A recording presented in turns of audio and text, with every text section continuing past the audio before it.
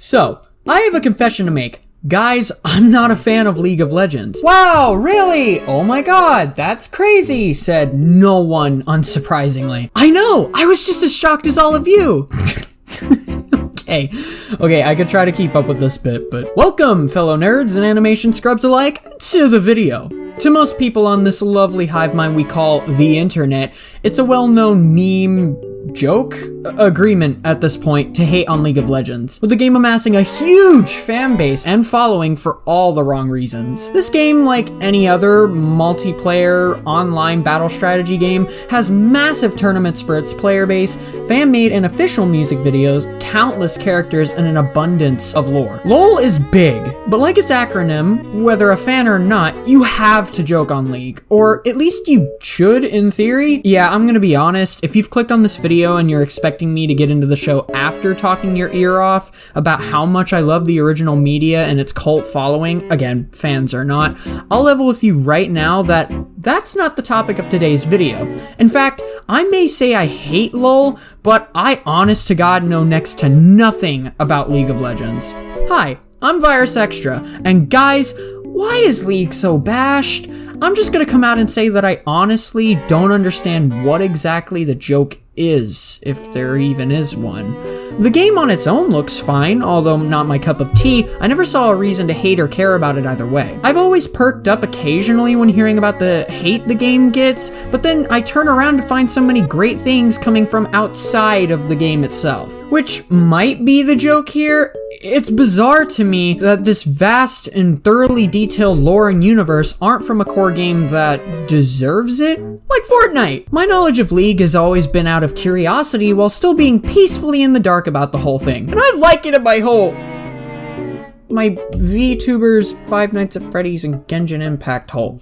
Don't judge me! For real though, the only time I found interest in the game or its brand has been with its music videos, specifically the licensed music like Legends Never Die, KDA's Pop Stars, and most recently their music video about Star Guardian for the song Everything Goes On. The game has been around since 2009, but every time my interest has been piqued about it, it's been because of the music, championships that make the game appear to be more fun than it actually is, and the cinematics Riot Games pumps out because just look at these, they're so good! Strangely enough, it got me thinking about the idea of a fully realized animated series for League, to add to the list of things that would actively keep me from wanting to play the actual game even more. And with that odd bit of insight in mind, today I wanted to discuss my most recent fashionably late interest in the franchise, that being the animated Netflix series and TV's version of Spider-Man Into the Spider-Verse, ARCANE League of Legends. Yeah, as you can see, I put this off for quite a while, only recently finding interest in what is now probably my favorite thing I've seen on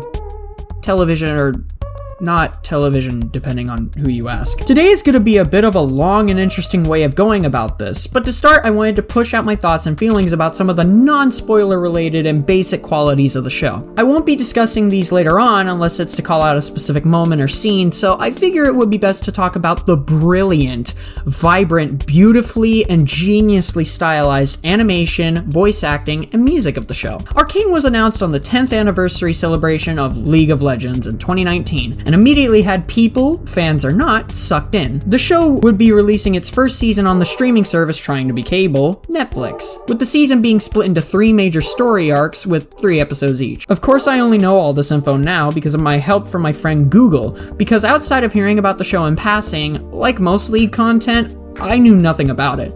The show was released on November 6, 2021, and was praised for just about everything under the sun from League players, fans, and normies, apart from me. I lived blissfully while this was right under my nose on Netflix, just waiting to be discussed. Now, after having seen it, here's what I think.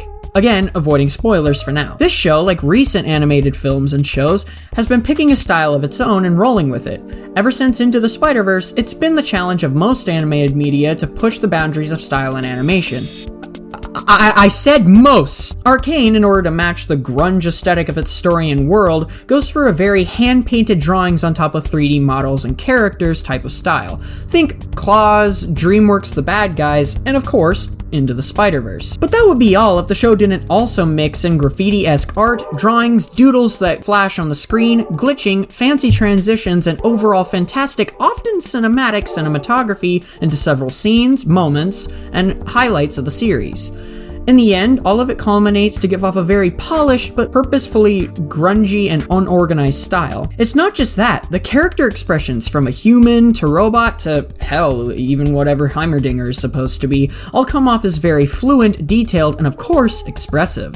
And oh my god, the action choreography and animation has to be one of the best things I've ever seen fairly recently. The shaky camera movements, perfectly placed fighting styles depending on the character, and of course, entertaining and varied action sequences make up for some of the best action I've seen in any show that, well, isn't an anime or a martial arts piece of media. However, the aspect that pulls it all together has to be the voice acting and musical talents behind the eye candy you're seeing on screen. Across the board, I was shocked to see how many voice talents I was able to find and pick up on with the show. All of them are doing a fantastic job, with standouts being Haley Steinfeld, Ellie Purnell, Kevin Alejandro, JB Blank, Jason Spizak, Mick Wingert, and Mia Sinclair Janess, just to name a few. I'm serious, I never felt like the VAs weren't giving it their all, and it's hard not to literally see why. Look at this! In my opinion, even after rewatching the season over multiple times for this video, I was never once pulled out of their expansive world or stories of these layered characters because the acting and voice talent never gave me a reason to.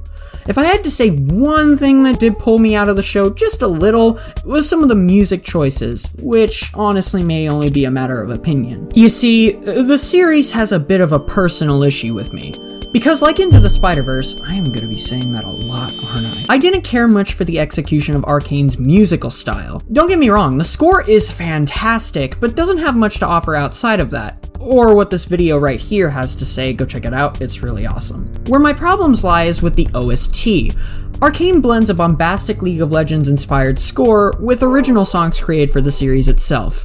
I mean, for God's sakes, the theme song is an orchestral mixed version of Enemy by Imagine Dragons, which is actually how I found out about the show. Now, my problem isn't with the songs themselves. If that were the case, then I wouldn't have gone through the effort to put them on my Spotify in an effort to give myself more of a reason to wear these. Even then, my distaste only applies to some of the OST and execution of a scene. Let me provide an example. You have a gorgeously placed steampunk-esque sequence or setting, but then you have Wood Kids Guns for Hire playing in the background at 200 decibels. The song itself is fantastic. In fact, I haven't gotten stuck out of my head in like the last week or month or so. The sequence in itself also isn't even bad.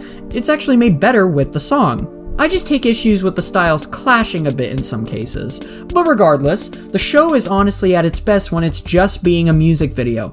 Shocker. Seriously, I'll be discussing them in my breakdowns later on, but take any action scene from the show or a quiet, emotional / introspective moment of character within the 9 episodes of this first season, and they all play music or play out like musical numbers or hyper-stylized music videos. It's just...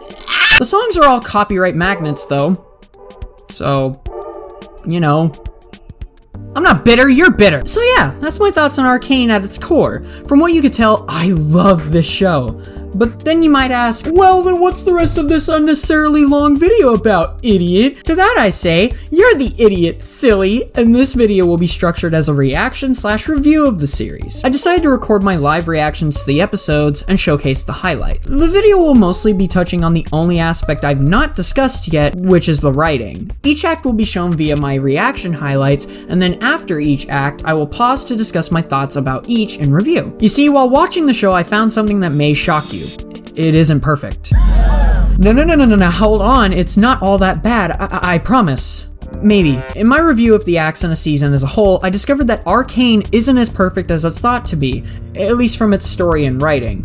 But somehow, that's in fact what makes it perfect. If you want a short synopsis of the show, here's what I found best suited for those who don't want spoilers. You can pause to read it now, but going forward, spoilers will be inbound. I highly recommend checking out ARCANE on Netflix before watching any further, then come back. But if you don't care, then we can finally get on with the video as I explain to you how ARCANE has mastered the nature of imperfect perfection. Let's begin with Act 1. Dear friend, across the river, my hands are cold.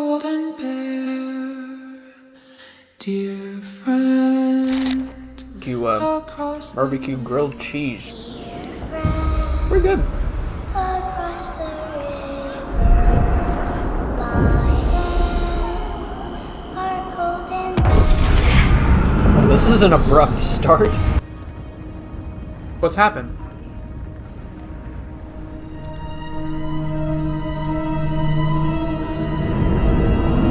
Oh, God. One day, I'm gonna ride in one of those things. And one day, I'm gonna shoot one of them down. Oh, my God.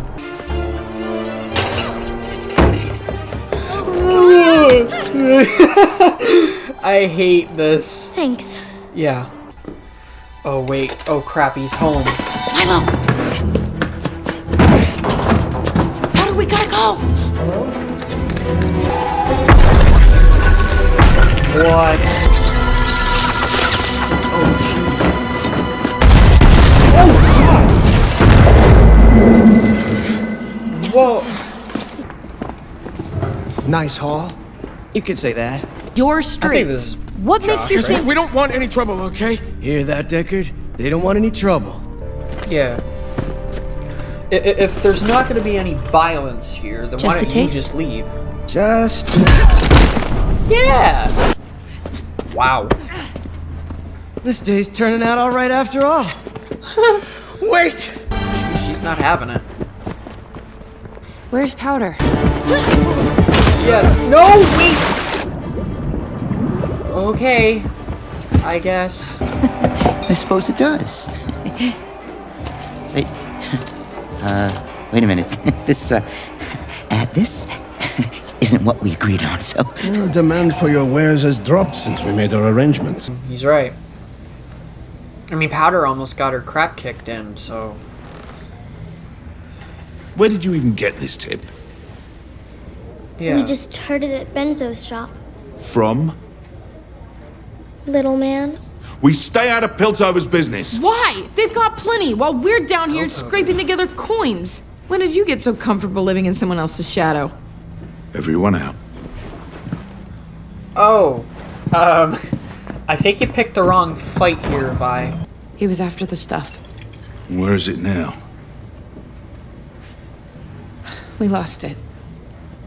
All of it? Good.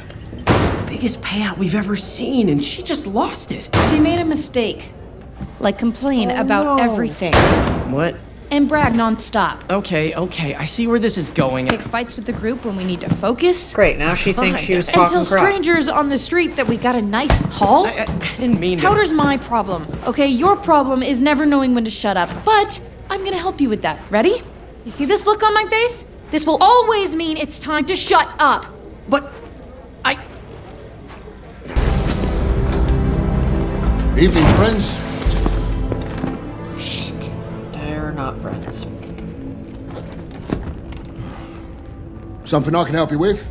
Some trencher trash attacked one of the buildings in the Academy District. But you already knew that. We're looking for the culprits. We had a deal, Panda. You keep your people off my street, and I stay out of your business. And that? When I was a kid, some guy took my favorite toy and threw it up there. A bird might knock it down. We've all had bad days. Oh.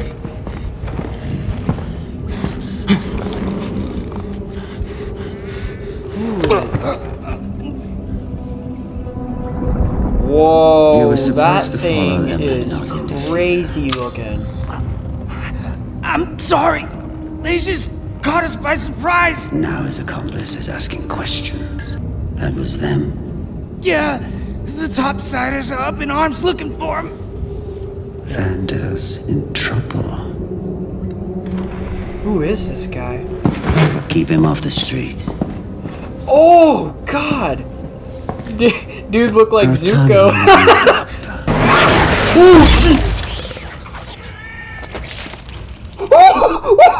You had a subject in mind.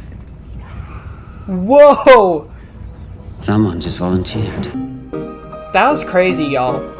What even was that stuff? What did they do to that rat, dude? It killed that cat. It straight up killed that cat. Like, it got murdered. Alright, yeah. Arcane, episode 2. Let's go. A little danger is worth the risk, don't you think? Oh. Careful. That's your parents' money you're dropping. New characters, huh? Hey, open up! Oh! Wait, that was them! Oh, no. No, wait! Stop, no!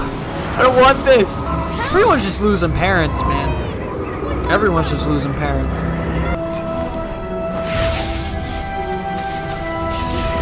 Is that the inventor? What did he...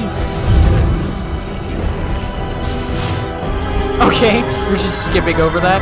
Who is this guy?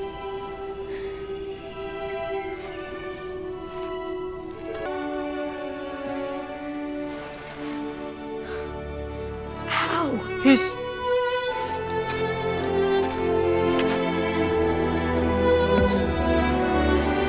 Oh, snap. Let's go over it again. You have to believe me, I didn't do this. What happened here? Who is this guy? I'm assistant to the dean of the academy, who it may serve you to remember is also head of the council. He sent me here to ensure that anything dangerous is removed safely. Okay. Which, according to my list, includes you.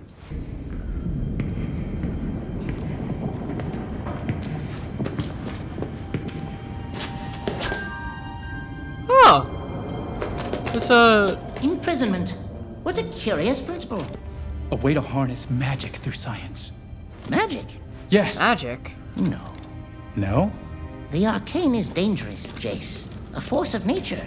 They said the name of the show, everybody. All my life I've pursued the mysteries of science, only to discover some are better left unsolved. This, I'm afraid, is one of them. Girl be sweating. Oh, what's the matter, Milo? You worried Powder's gonna beat you again? Hey, if she didn't keep fixing these things, I wouldn't keep missing. Oh, snap! Girl's a sharpshooter? You wanted to talk about things she couldn't do.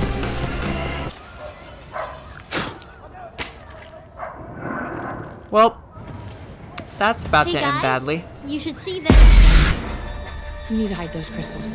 Yeah, no shit. The boy's got ambition. It's why we supported him in the first place. Ambition? Darling, he nearly blew up our daughter. Jace had nothing to do with that. He was robbed. You're just protecting your kids. I'm protecting our people. I'll do the same for any one of you. The Vander I knew, the one who built the underground, wouldn't be afraid to fight. Spill it, Echo. Okay, well, Vander's gotta deal with the enforcers. Right. What deal? Jace Tallis. Oh God, they put You the are spotlight accused of on illegal him and everything. experimentation He's literally and got endangering the spotlight on him. citizens of Piltover.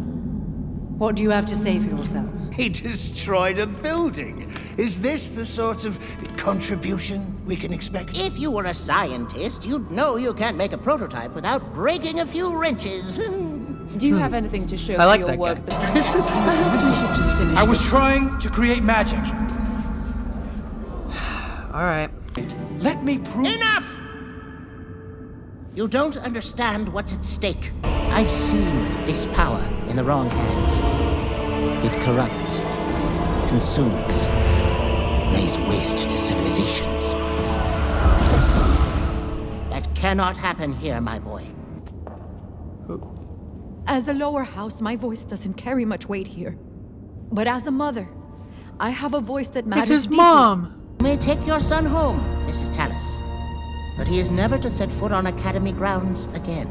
You see, that's your weakness, Marcus. You carry your chin so high, you fail to see the opportunity below. He knows Marcus. Who are you? You're looking for 4 children. The ones running circles round Piltover's finest. What about it? Oh, don't look so concerned. I'm about to make your day. Oh no. Wait, he took his book? Long enough. Where is this? That huge fish, bro. No. It comes to those who will do anything to achieve it. They won't see you. Your name's no good now. Come I feel inside, bad. Caitlin. Now.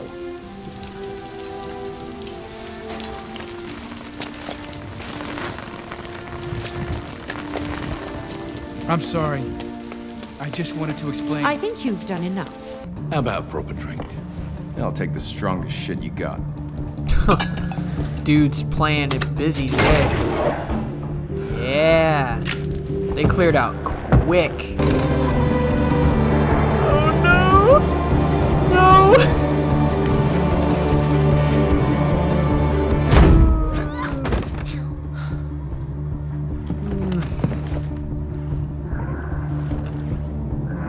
See?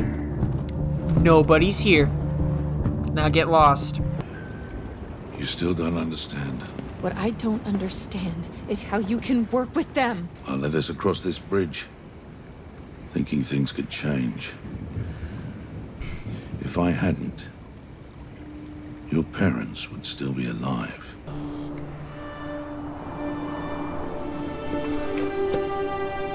No, wait. This show's not about to go there. Am I interrupting? The hell's your problem? No one believed me. Nobody's ever believed in me. Poor cripple from the Undercity. I was an outsider the moment I stepped foot in Piltover. I didn't have the benefits of a patron or a name. You know, Powder, what makes you different makes you strong. Always remember that, okay?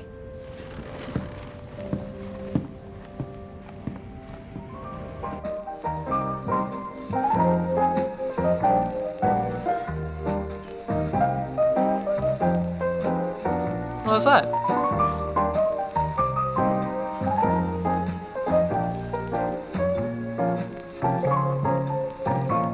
What was that?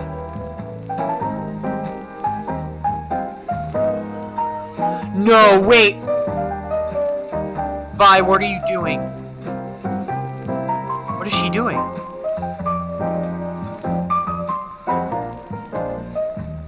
That's how it ends, huh? Okay.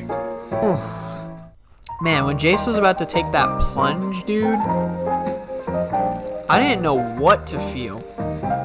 This is great. I love this. Alright, episode 3. But then, there's this thing lurking for it, and it's raging. I thank you, old friend. Vander? Okay. You don't have much time. How did you find me? For a second I Proud thought. of you. Always have been. I'm sorry. This is the only way to protect the others. He may not have my devilish charm, but he runs a tight ship. Vander, no! I can't do this! You won't be coming back for a long time. I know. Why? It's the only way. Oh! Wait! No, Van. Oh my god, the enforcers, they're. The devil. Silco, you animal. Go crawl back in your whatever hole you came out of! Wait! No! Oh god!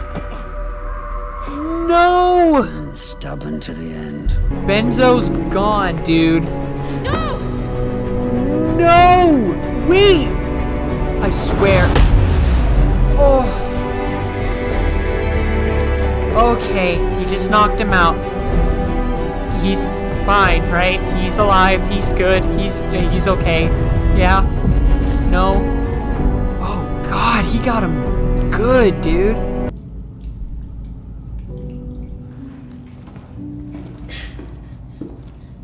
Go. I saw everything. Benzo, they... What about Vander? They took him. He's alive. But... Even with your monsters, you won't win a war against Piltover. We shared a vision, Vander. A dream of freedom. Not just for the lanes, but the whole of the underground, united as one. Was I right? You betrayed me. I was right! I've never forgiven myself. You are my brother. They're what? We can finally realize our dream. Brother. So far, so good. Great, y'all have been had. Please. We can prove that it works. We figured out how to stabilize it. Heimerdinger will recognize the potential. He already does. It scares him. Where's the... Oh, you're back.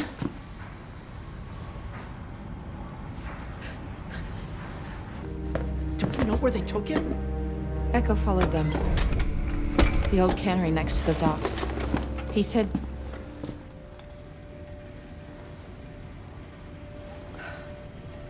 I need you to sit this one out, Powder. Powder. Help. You're not ready. No. Oh no. The way they just leave her there like that. I feel bad. No.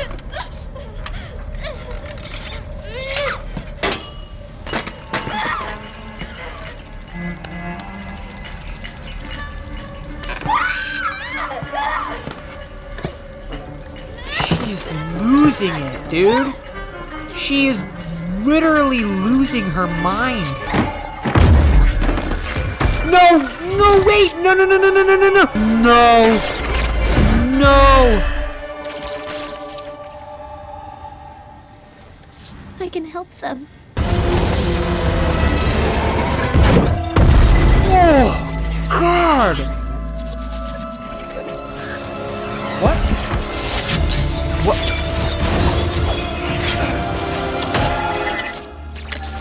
What the heck just happened? It was easy.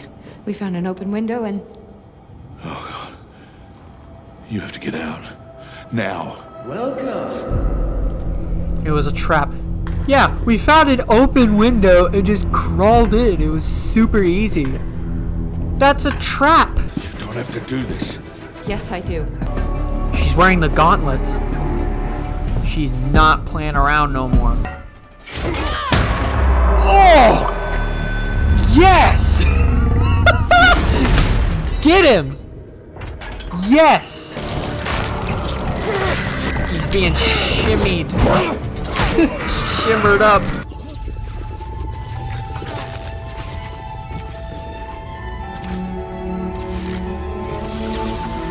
They did it. Did they do it? You've actually done it. But just because it can be done doesn't mean... Will you please stop hovering? Perhaps it's time for the era of magic. Hextech. For the era of Hextech. Guys, get out. Get out.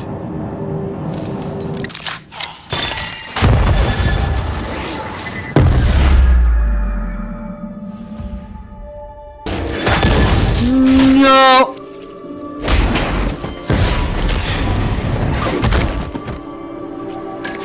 Oh, God! No! Oh, no! And she thinks she did good! No! No! She thinks she saved them, dude!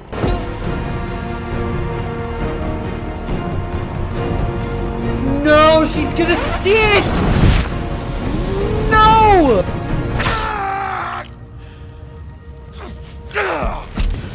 No! What the frick? Bro! People just dying left and right. What the frick is happening? Wait! Who is that? There? What? Oh! dousing of the shimmer. Take care of Powder. No! Light worked! Did you see me? My monkey bomb finally worked! I was saving you. This poor girl! I wanted to help. No! I wanted to help. Stay away! Oh god! Why did you leave me? Because you're a Jinx! Do you hear me? Milo was right.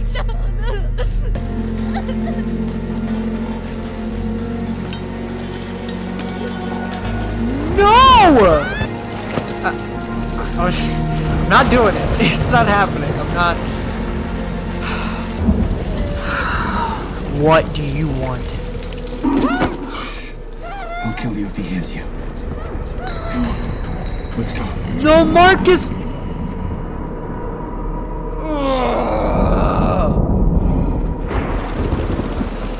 This show is gonna start pulling my hair out, dude.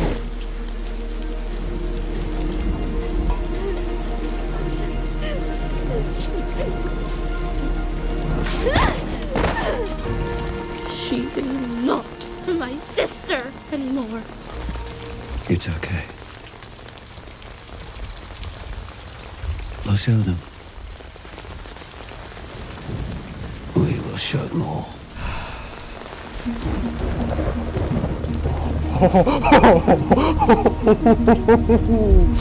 What is this show, dude? Why is it so good? I guess I'll get into episode 4 and see if my theory is correct, but I'm pretty sure Powder is supposed to be the champion Jinx.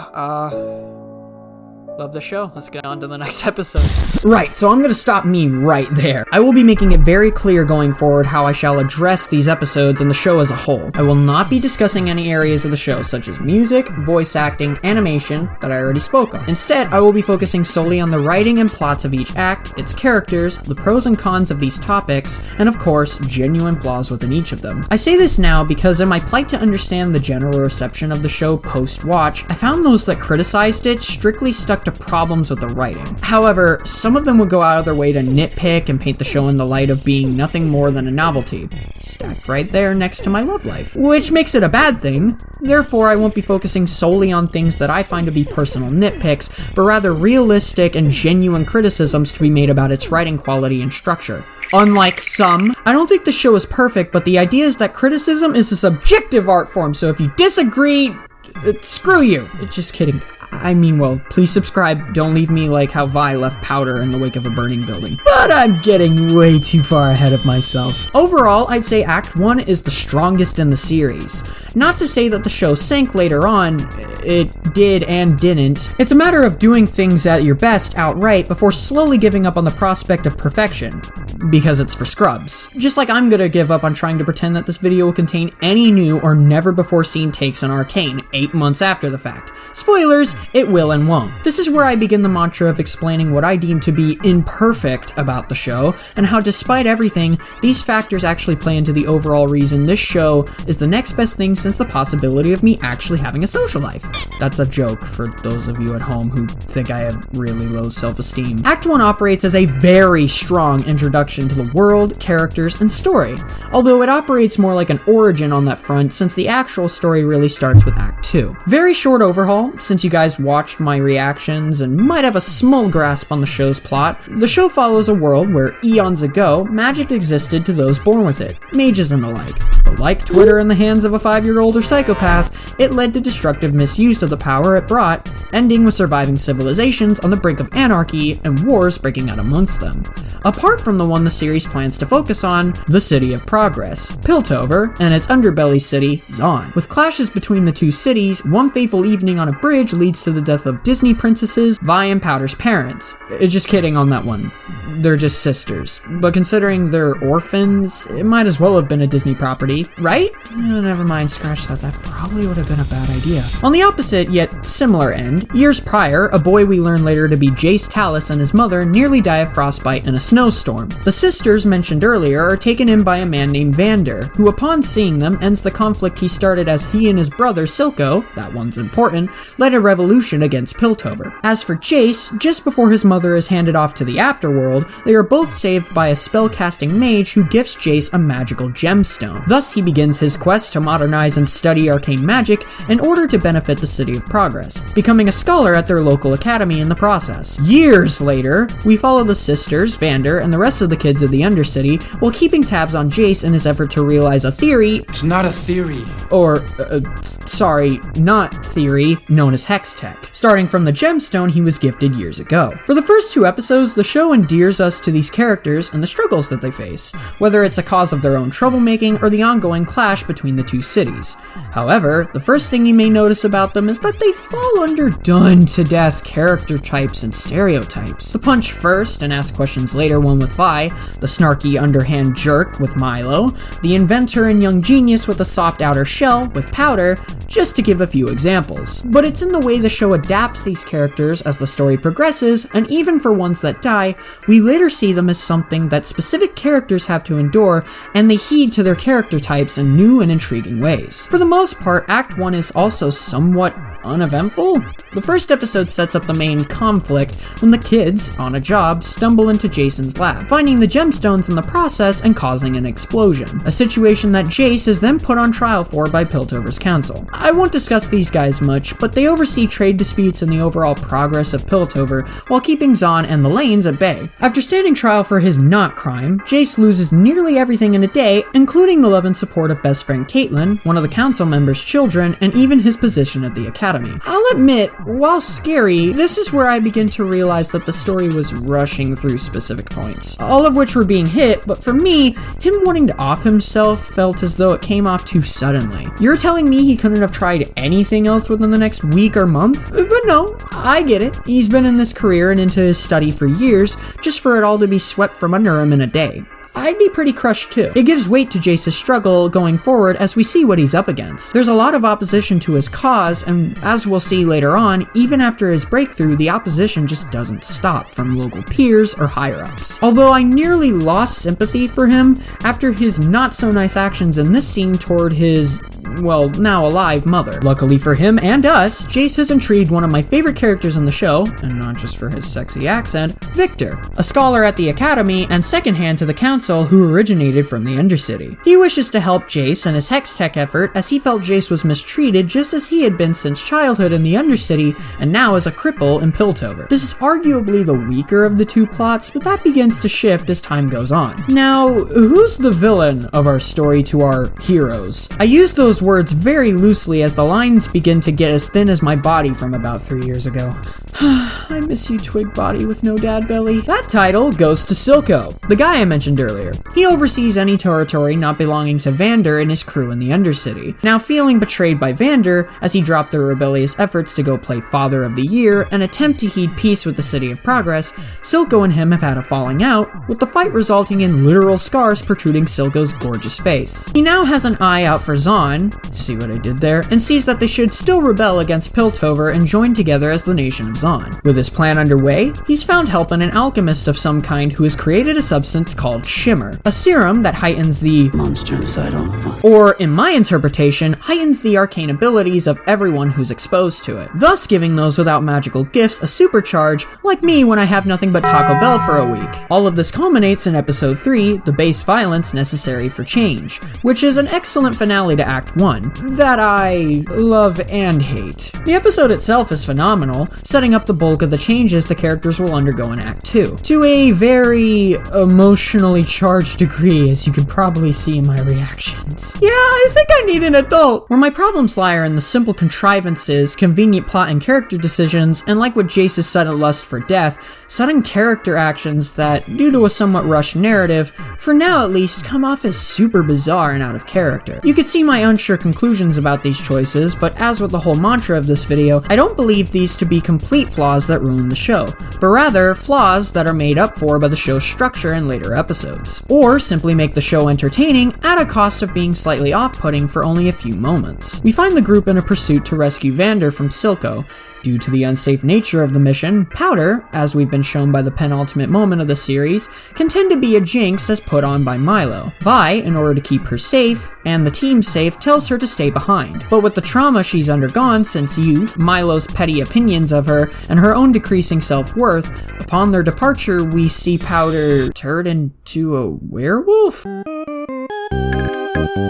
I mean, hey, I've tried doing that in an effort to get babes, but trust me, P, it just doesn't add up. I'm serious, despite everything we've been shown in the show so far, it makes sense for Powder to be at least a little distraught, but despite knowing what I do about her character, her unleashing this insanity we know her to have bottled up this much seems sudden, out of character given her demeanor up to this point, and above all, just super off-putting. Which is good. Like with this criticism, this imperfect scene, if you will, I don't view it as a flaw. Sure, it's pretty stupidly convenient that this fit of rage results in 4 gemstones crashing to the floor without exploding, although just one had previously, but whatever. But it's for the sake of plot and so the character can progress as plotted.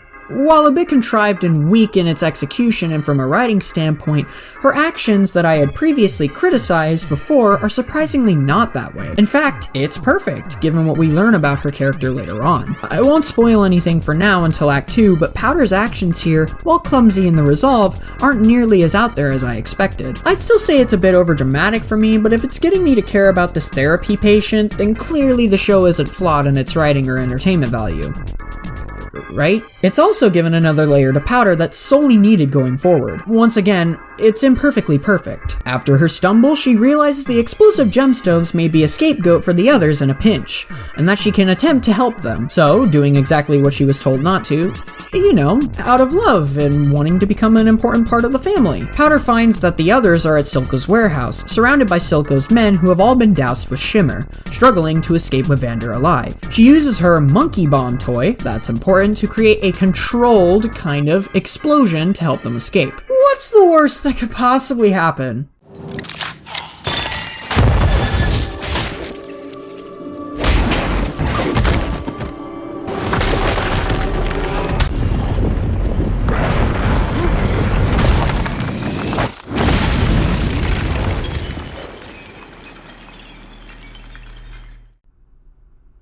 I'm not crying. My dog stepped on a beat. Shut up. But for real, this is genuinely what made me fall in love with the show and its characters. Seeing Vander die in the aftermath, with Vi being instructed to take care of Powder in his final moments, only for her to realize what's truly happened here. Never before have I ever felt a slap carry so much weight in a piece of animated media. Vi reaffirms to us and Powder that You're a Jinx! Making it all the more tragic when Powder asks her not why did you hit me, but rather why did you leave me? Reaffirming the reason for her just wanting to help. Vi goes to cool off, and like I mentioned in the opening of the video in passing, leaves Powder in front of a burning building crying. Sister of the year, everybody! I need you.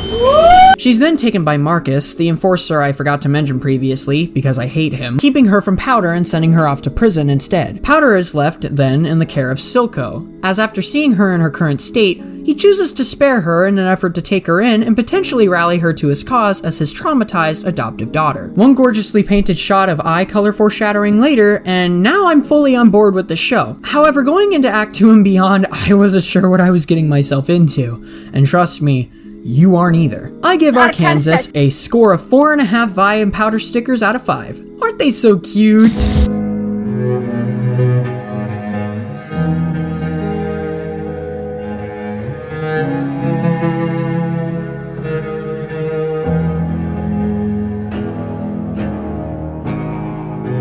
So episode 3 ended with a tearjerker. What is this? Stanwyck set his personal ambitions aside and focused on something far more important. Our future. That was his sacrifice. A dear friend. So has Hex Tech gone through? Man of progress. Jason's made a name for himself. She'd do anything to keep me from seeing the real world. Well, at least you'll have front row seats to the speech. Speech? Mm-hmm. I'm giving the big address tonight. Huh. We really have to send it to Anarchy. Have fun hurting the drunk. They're shipping out shipments of Shimmer. It looks like. Who is that? Who? What it? Whoa. These guys are cool. Oh!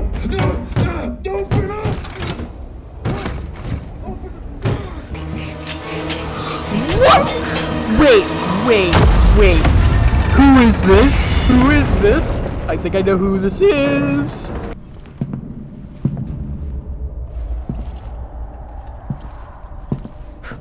Hi.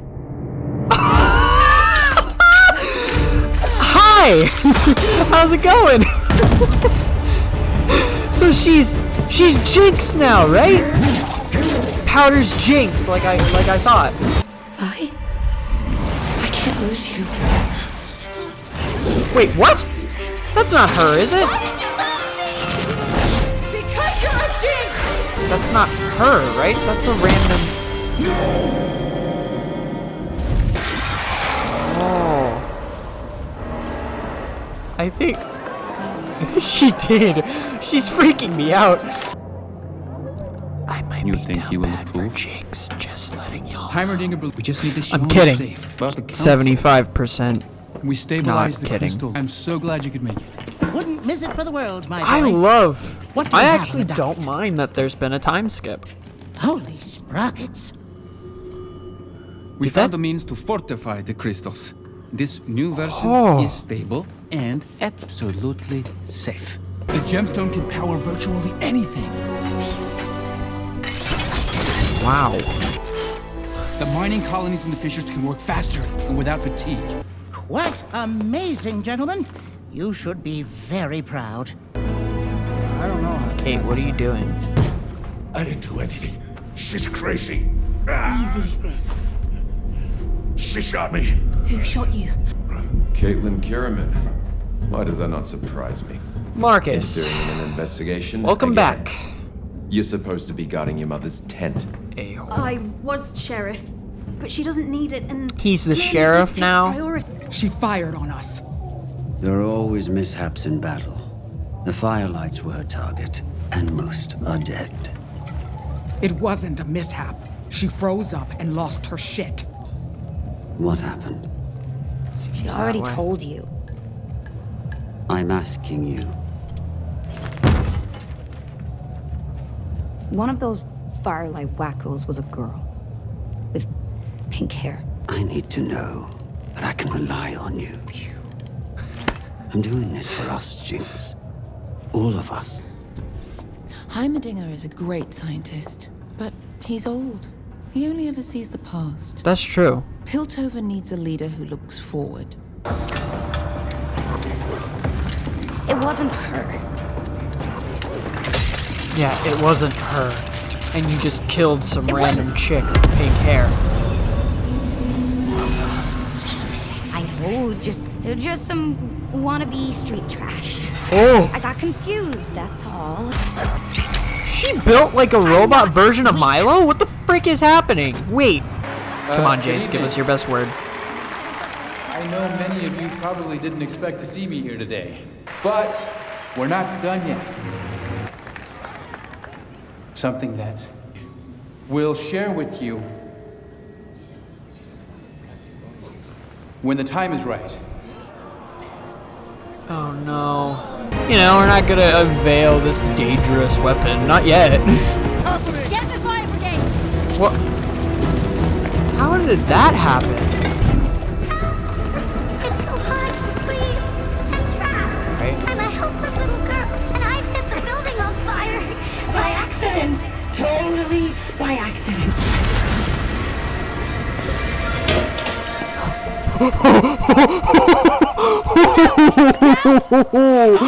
Oh, y'all are in trouble now. Y'all are in trouble now. Oh, God. Bro. Yep. There she is. The gemstone is gone, along with some of our research papers. Oh, she stole it. I propose that a new chair be brought forth, and that House Talus be elevated to this august body. What? As a counselor, he will have the resources necessary to protect all our investments. Hextech security should be administered by a scientist. I second the motion. She's so cool.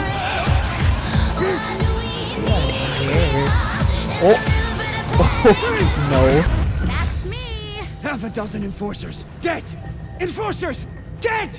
Yeah. A building blown to pieces! Oh, yeah. Do you have any idea what you've done? Actually, She does. I do. Yeah, see?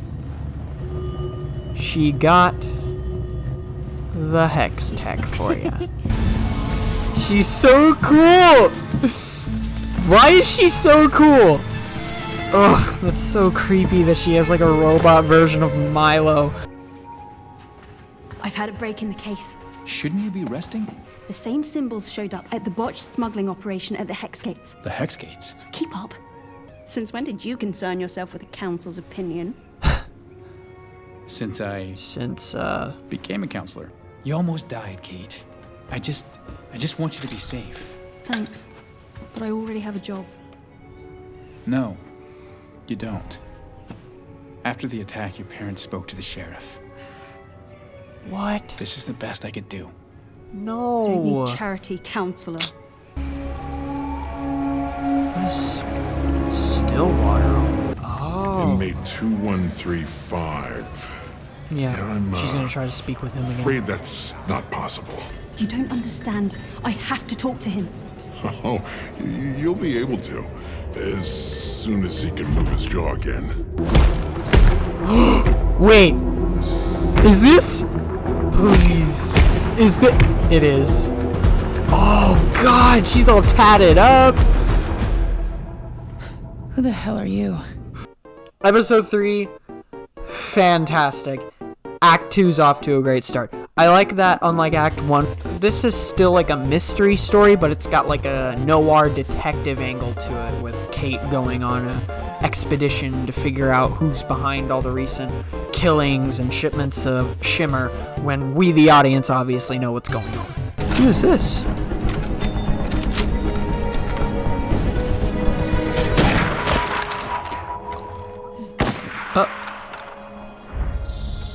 Yeah, that's Caitlin. Ah, so she's a sharp shot too. That was quite some shooting, Kerman. Did my parents pay you to let me win? No, your parents didn't pay me. I just thought you deserved it. Hi, Vi. There's no record of you or your crimes. What are you here for? My sunny personality. Silco, the industrialist. Okay, this is getting old. Can you just send in whoever's gonna kick the shit out of me so I can get on with my night? My question first. You work for Silco? They all do. How can anyone not know that? Where did you find this? Here for It's for no her reason. release. Since when's he a counselor? Since today. Come on, Vi. She can help you, even if she's being a little snob about it. These brave enforcers sacrificed their lives to defend the values of our great city. Said you could control her. I lost 6 officers. 6! You're still in cahoots with this maniac? That's your fault. I But can't they all make this go died. away. For the Undercity. For him. I'm sorry I didn't announce our other projects in my speech. Soon we can do everything. Soon? There are people who need our help now, Jace.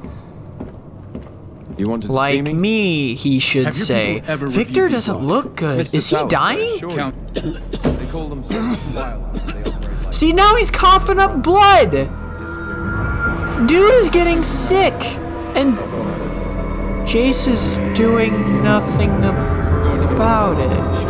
Here we go. Hello. It's all about these rooms. They form some kind of Yeah, and she's like magical talking to him as well, and it's like to the realm of EBGB. oh wait, I just realized she made like a robot Turns it version on. of Milo and a plush version of Clagger. Oh god! The PTSD is real. No, it was a mistake. It was a mistake. That could be a good way to get a lay of the land. Too risky. Dude, this show looks so good! No, thank you. You're missing out. Are you going to question him? We're here because I'm hungry. Do you know what prison food is like? No, of course you don't. Unbelievable. I didn't break you out of jail to eat slop.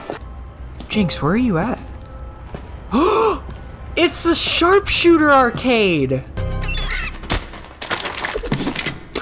Oh, don't shoot the bird! Don't shoot the poor bird! Jinx. I love her like...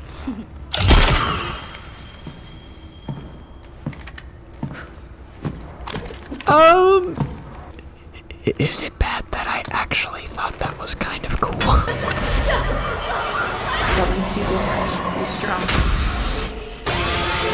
What is the cinematography on this show, bro? Oh, it's so good. I could go on and on about how amazing this show looks. Like, I don't care how crazy she is. She's cool. And I think I like her a lot. I think I like her a lot. That place does look like She's crazy, but she's so cool at the same time. Does that make me a little weird? Maybe. You be the first to let me know. The one place all the secrets are spilled. You know what your problem is? Please, tell me. You expect everyone to give you what you want. She's not wrong. And what do I have? You're hot, Cupcake. What? Whoa! So what'll it be, man or woman? But you can call her whatever you want. Oh. Yes, Matilda.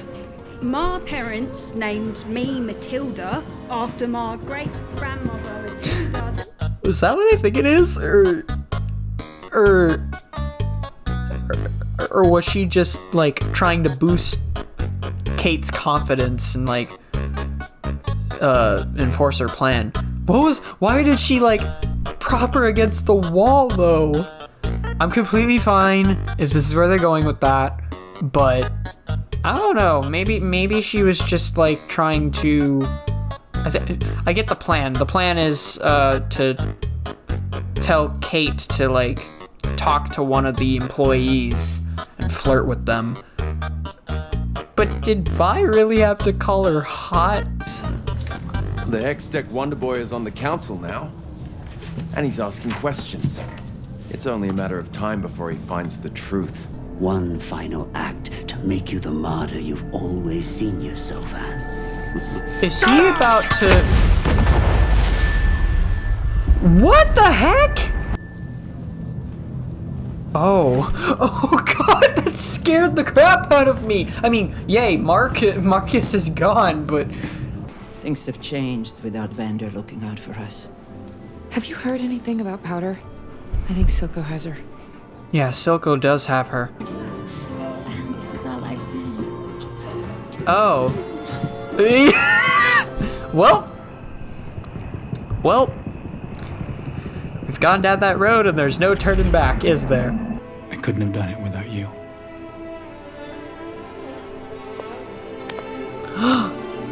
I knew it! Oh, that's sweet. Are you headed home soon? I thought we could walk together. Oh. Good night, Miss Yan. His lab assistant has feelings for him. The dude isn't getting any better. He's just coughing up blood. Is he dead? No! Oh, snap! So the Arcane just mixed, the Hex Tech just mixed with his bloodstream. Vander wasn't the man you thought he was. Right. he was like a brother to you and he turned his back and blah, blah, blah. Did I miss anything? I love Jinx, I'm sorry. I've got a new one for you. I swear to God, if there's gonna be any comments on this video calling me a simp, I am. I let a weak man die. I will end you all. I just think Jinx is a cool character, guys. Just like you were always meant to be. Jinx is perfect. She's also a psychopath, and this is just creepy.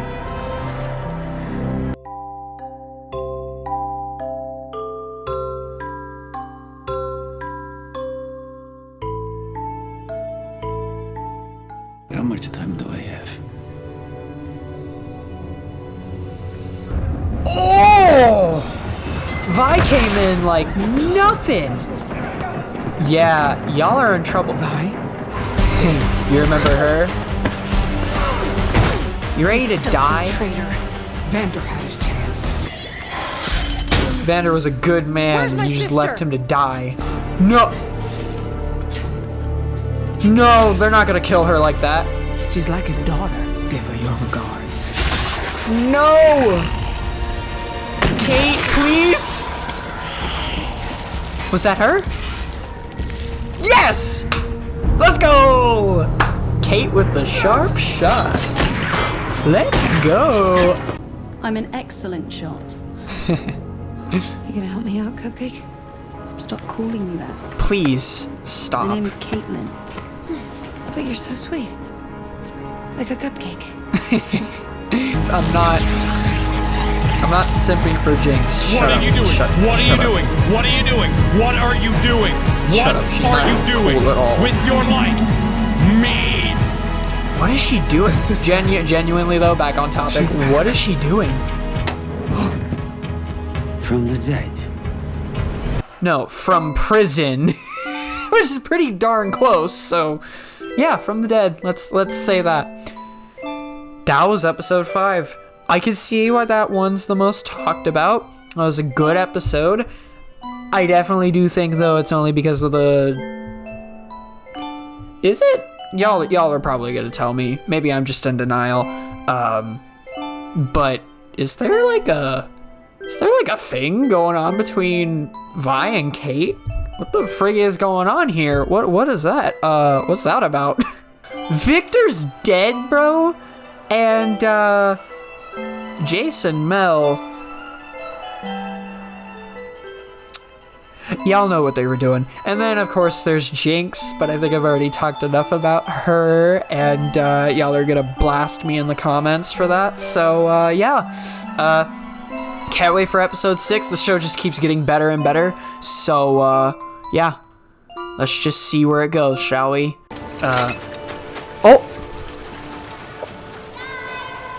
Is that? Oh, wait! Wait, was that his lab assistant? The one who was, like, clearly flirting with him last episode? What the? Who is that? Wait a minute, is that the... Yeah. Why aren't you playing? Wait, it's the... That's the guy who's helping Silco create the shimmer. He's the mad scientist who helped Silco create shimmer. What is it? Is this... I heard your prognosis. I'm terribly sorry, my boy. You should be proud of what you've accomplished, Victor. You should. Figments. My contributions will be short-lived. Listen, I'm sorry for disappearing last night. Duty calls. Jace had to leave. Victor's dying. He took the words right out of my mouth. I didn't realize he was so close. He's like my brother. Why did you come to me with this? Nothing feels impossible when I'm with you. It's a beautiful painting. It really is, yeah.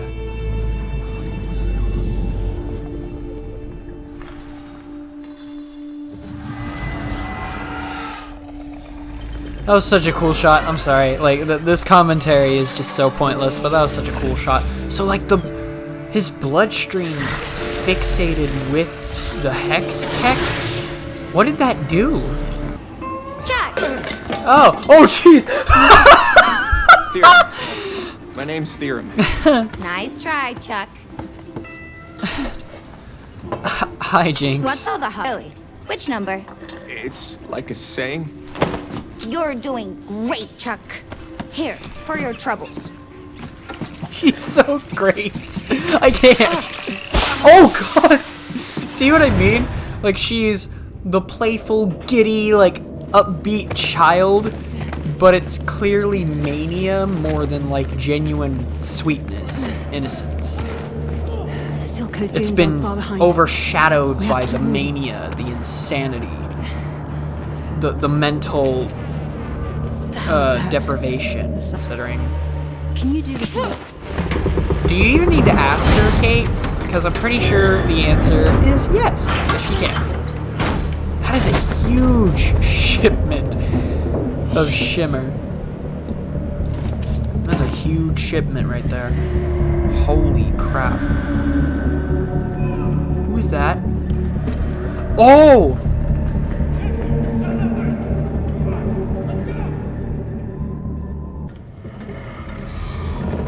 Oh! Lost who? Hi. Yeah, don't step any closer.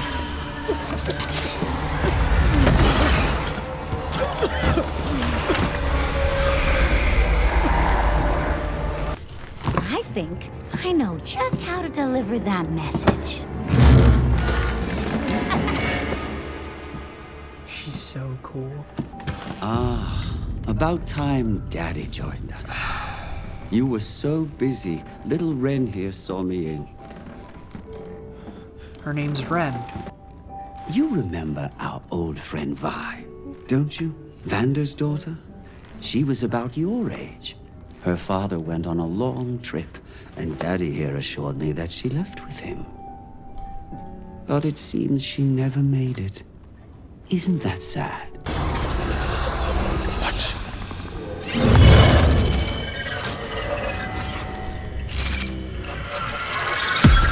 It responds to organic matter. I'll have Sky bring Heimerdinger. He might know something that could help. In the meantime, we'll do what we do. That is Sky! I'm telling you, there was something with those two in the past. They have like a past with each other, I know it.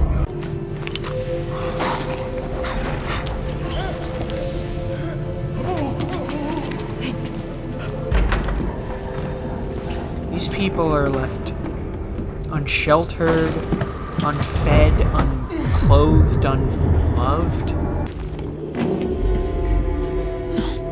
Yeah, like what happened to their parents? We still never... We aren't monsters, you know. We're people, just like you. You don't know anything about me.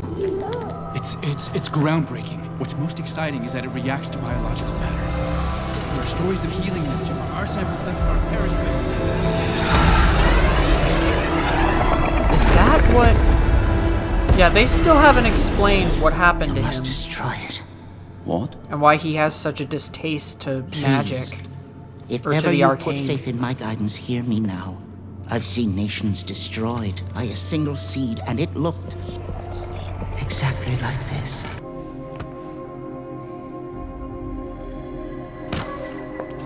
Is she all right? Oh, jeez. Oh. Wait. Easy. He's a doctor. So simple to come by That's the around guy here. from episode 1 who made a deal with Silco's men and got scammed out of a bunch of gold. Pulled right out of his pocket. He's down here with the others? They've all been infected by Shimmer. By the imports. It's like it's infecting the air. The dude looks like a hot mess.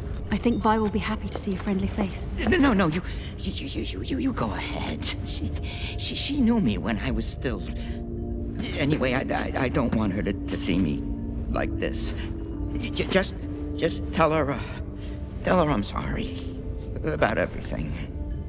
Okay?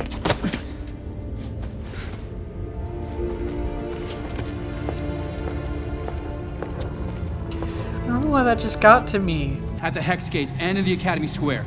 Enforcers fear to set foot in the lanes. All under your watch. Jace, you forget yourself. Jace, learn your place, man, before you say something you'll regret. And your years of service can never be repaid.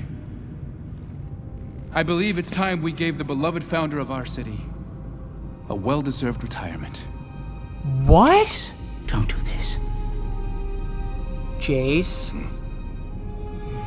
Mel, step in, say something to your boyfriend, whatever you guys are now. Step in, please.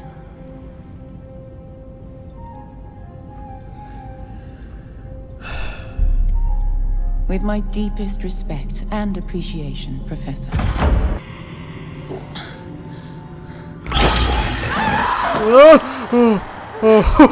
That scared me. You're okay. You're okay. You're okay. You're okay. We need you back on your feet. Oh, okay. What was the name again, he gave you? what's this weird tension between the two of you? What's going on here? Oh God. Don't knock that.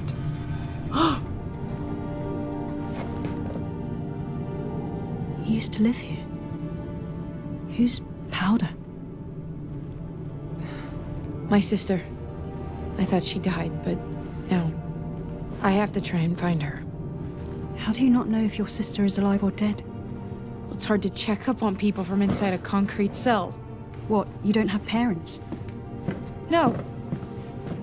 They were killed by enforcers. Knew it! I knew it! Hello, Silco. I've regretted that we've never had the opportunity to speak. But, Jinx. Oh, she is more than I ever imagined. You talk too much. He does. Yes! Get it. Break it down. Oh God, this isn't gonna end well. Maybe this wasn't such a good idea? Wherever you are, light it up, and I'll find you. Hold the dial, turn to all before they fall through your finger. Has Victor been on... Oh God! You did this? I thought you understood.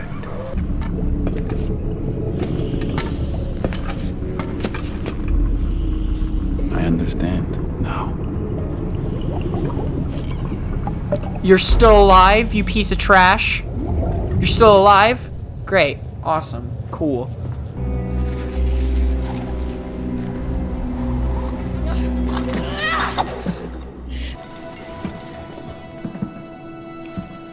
Vi? Are you real? She's real. Of course. It's me, Vi. Your sister. I'm here. I'm right here. Things changed when you left. I changed. I know. You did. I know. You did what you had to do to survive.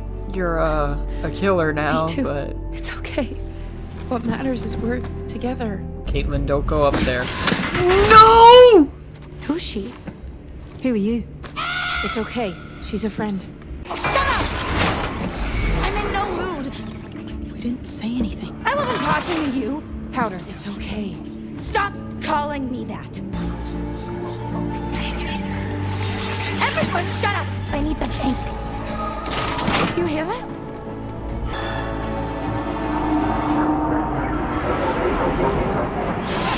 They're coming after her because she killed... She sees that Powder's gone. It's only Jinx. Jinx is all that's left. Oh! Yeah, Powder's gone. Your sister's dead. Silco killed her. She's gone. Oh! God.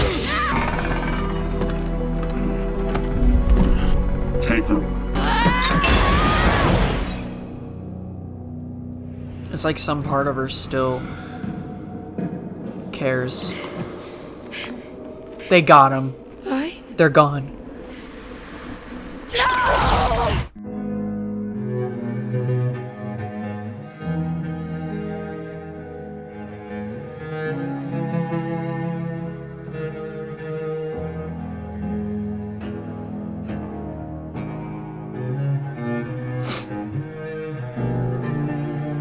I need to recollect myself for a second.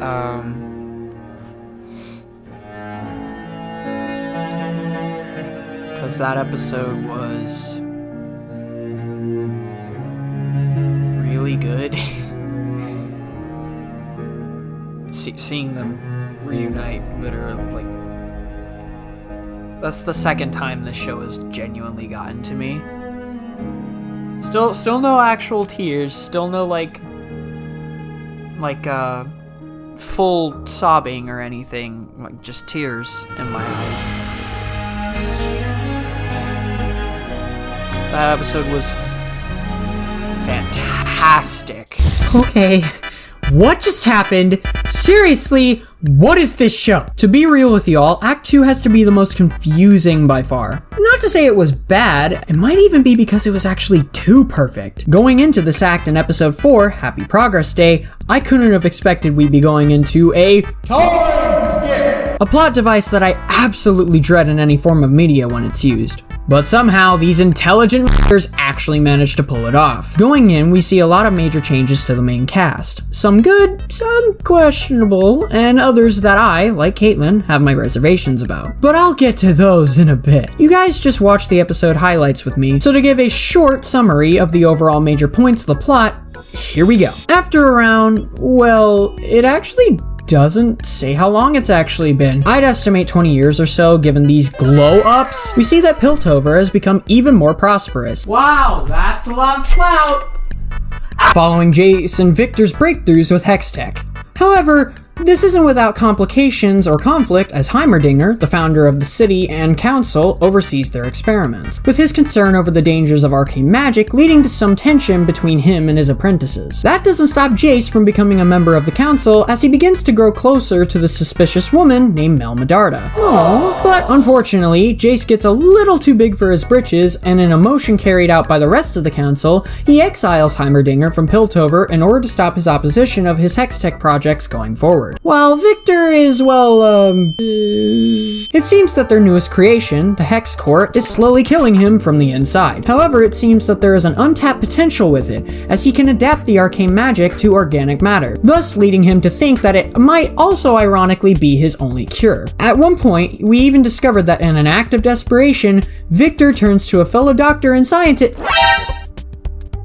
Wait a minute. Wait, is that the witch doctor who created Shimmer? Wait, he's alive? Okay, thanks for the intel, Mom. Sorry, that revelation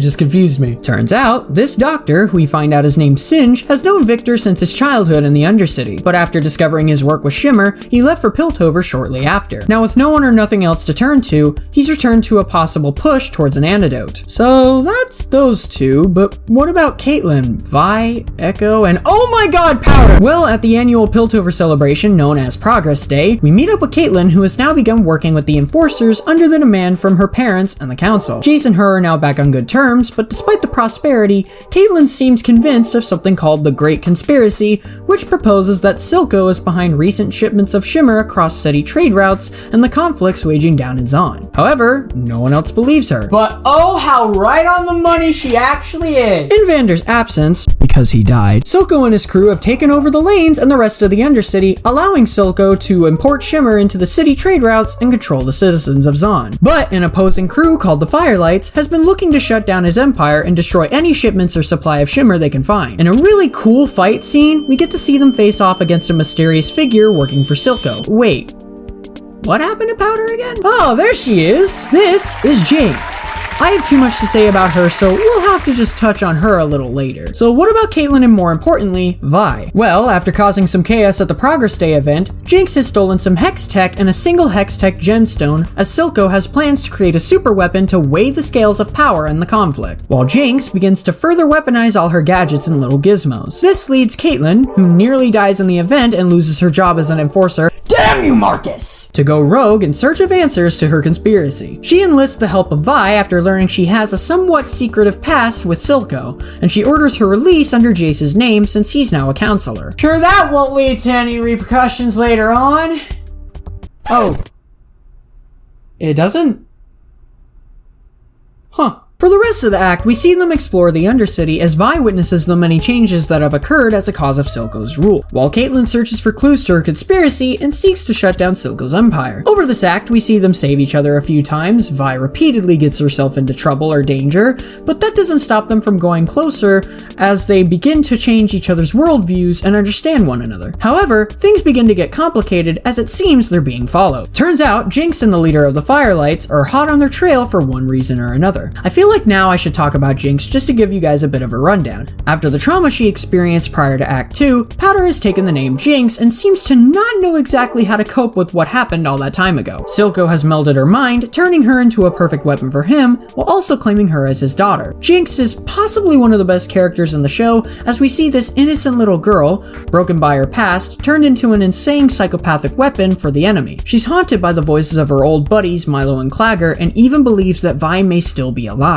This makes sense given Milo was always doubting her abilities, and Vi hammered the nail in the coffin when she said, "Because you're a Jinx!" Possibly the coolest details have to be in her design though. If you remember, the bomb that caused the explosion in the warehouse was her monkey bomb toy she built. Well, now that's her call sign whenever she commits a crime or kills somebody, making the root of her insanity all the more resonant. Her gadgets and gizmos she made as a child turned into murderous weapons. Her sharpshooting skills turned into violent skills that allow her to kill anything that moves. I also want to give props to the animation. With a character like this, her hallucinations of Milo and Clagger are represented through the show as shadows or voices in her head, particularly with Milo, now even in death acting as the voice of doubt for her actions, leading into this super cool stylistic choice coming into play as her manic thoughts are represented by doodles and glitching on the screen. Don't even get me started on the boxing scene. Are the people at Forte Studio crazy? Is this just like a French people thing? I'm serious when I say that the way the show writes about her psychosis is downright perfect. She's one of those villain characters that's both super endearing, as we saw her before her transformation, and also super terrifying as an antagonist to our heroes, particularly Caitlyn and Vi. Anytime she was on screen, I got a sense of what she was feeling and thinking in the moment, while still being completely unsure of her overall motives or madness, as it seems that her character also has a method to the madness. This not only makes her super fun to watch, but also super hot. I mean, super scary.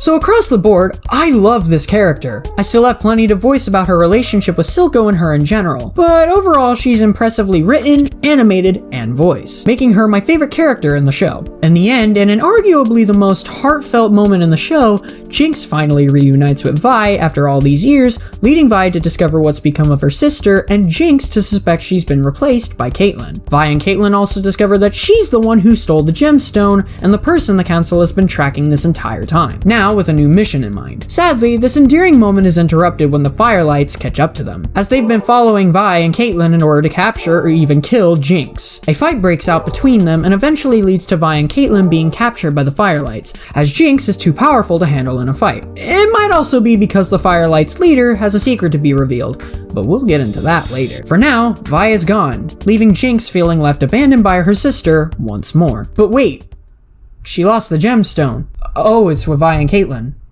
Oh, well that's good. If you couldn't tell already, this is a set of episodes I have nearly no problems with. But wait, you said this video was about what makes the show imperfect. You're right, it is. If I had to say some things that gave me issues, it would be the time skip. It gives weight to the story as we see character dynamics and plots unfold or completely change. So I understand why it was necessary. But for me, a problem with the season overall is the whole thing feels just slightly rushed. There are aspects that aren't affected by this, such as Jace and Victor's plot, Jinx, Silco, but sadly, while I enjoy their dynamic and have an understanding of their relationship, Vi and Caitlyn feel as though their relationship is a bit too fast for me. It's good and even plays into the characters' individual personalities well, but it also comes off as a bit forced since they've only just met each other, but already act as though they have a naturally built up relationship over the course of several years. It creates a few pacing issues later, but like with most things I find imperfect, the way these two are written and their dynamic overall leads me to forgive it, as I'm sure with more seasons or time, this slightly rushed but ultimately understandable dynamic will be given room to breathe. I'd also like to mention a character who I've largely failed to talk about as he's a bit of a nothing character, in my opinion of course. Throughout the story, we learn more about an enforcer from Piltover named Marcus. In Act 1, he made a deal with Silco that allowed him to make an arrest on Vander as long as Silco agreed to keep Shimmer out of the equation. However, Silco, in typical villain fashion, breaks the deal in an effort to capture Vander for himself. Despite the betrayal, in this act we discover that he's still working for Silco. Okay? But now the show tries to endear us to this idea, as it's revealed he has a daughter. Thus, he has a family to protect if he were to break the agreement with Silco, which becomes a bit of an issue as he and Silco discover that Vi is still alive and well, leading to Silco threatening his and his daughter's life. So, using his position as chief, yes, he's chief of the Enforcers now by the way, he routinely tries to get Jace and the Enforcers off of Silco's back, while Silco sends out his men in search of Vi and Caitlyn. As after Jinx stole the gemstone, Jace requested investigations be made in Zon to uncover the culprit. Keeping with his and Silco's deal, Marcus pins the blame on the Firelights in order to not raise suspicions towards Silco's operations in Zon. This ends Act 2 with blockades being set up around the bridges connecting Piltover and Zon, under Jace's request, meaning this will most likely present a problem for our heroes in Act 3. I'll admit I see what they were trying to do with Marcus, a well-rounded, if a bit sloppy at times, hardworking family man who, in an effort to protect the ones he loves, signed a deal with the enemy and now feels that there's no escape. But to me, he's never really around to endear me to his character much, which creates a huge issue later on. This makes him nothing more than a tool like he is to Silco, a character who to me isn't likable, isn't emotionally resident, and overall is just kinda there. But hey, at least he's not the only one. Outside of that, I have no other issues. Maybe a few nitpicks or plot contrivances and inconsistencies here and there, but like with Act 1 before this, they don't really affect the overall show for me and come off as silly missteps rather than genuine criticisms. Plus, if this is a show's first season and there's already this much good outweighing the bad, then you know this show is phenomenally written. But seriously, how does everyone seem to know that Caitlyn is an enforcer, despite Vi giving her a disguise to wear in the Undercity to specifically dodge this problem? This show sucks! 0 out of 10! I give Imperfect Act 2 5 Jinx stars out of 5. What a rushed but overall satisfying bridge in the story. I wonder where it's gonna go next. Man, Jinx is so hot, right guys? Going into my reaction highlights for Act 3, there were some technical mishaps with my recording setup in OBS, and it messed up my audio quality quite a bit, but only for these 3 episodes. The audio will return to normal once I discuss this act and onwards, but for now, I want to give out a disclaimer that crappy audio and occasional peaks are inbound. Once again, I apologize in advance. Enjoy the reaction highlights for ARCANE Act 3.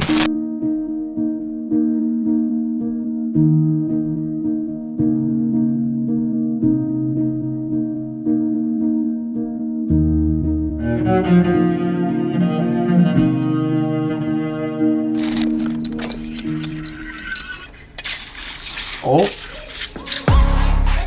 Hey, yo. Oh, it's the Firelight guy. Yeah, they got captured, that's right. I knew it was a mistake trusting you.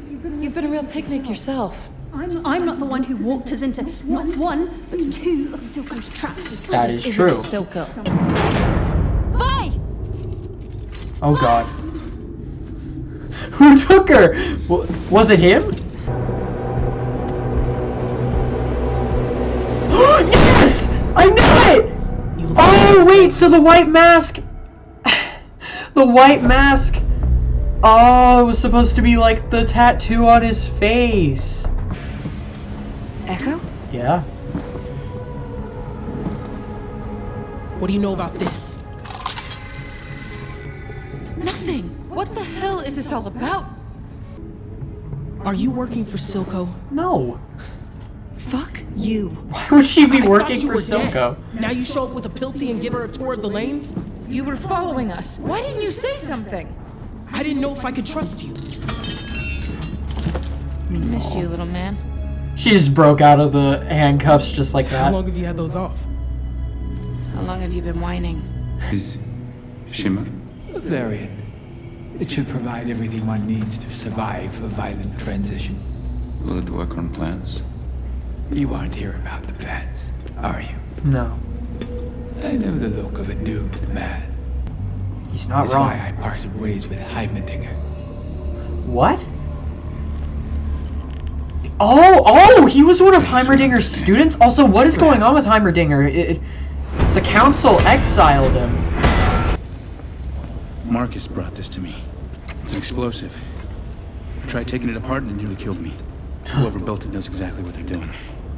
This and Shimmer. It's hard to believe what they're capable of. Yeah. You underestimate Zahn, Jace. Is that what's really bothering you?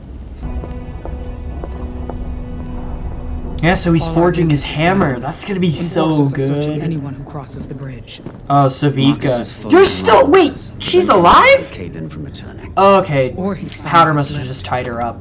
I thought Jinx straight up murdered her when we saw her there. Where are you going? I need to find Jinx. Sir, she'll come to you when she's ready. That's true.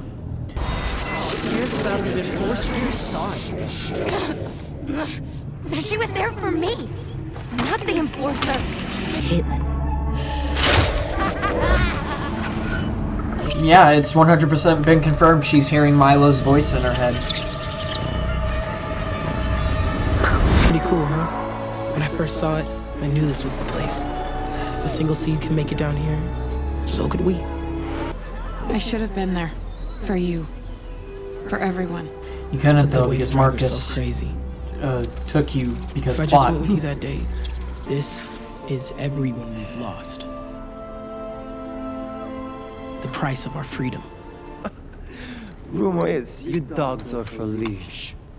How are you meant to bring Piltover to heel if you can't handle your own people? Huh? We talk to him like that. There was never enough to go round. Finn. Oh. That is why we fight. Is that dude gonna die? Do you remember?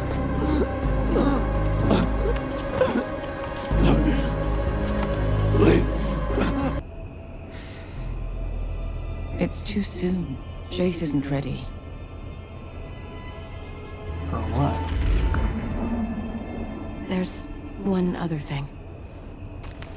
This arrived for you. It's her family's crest. Aw.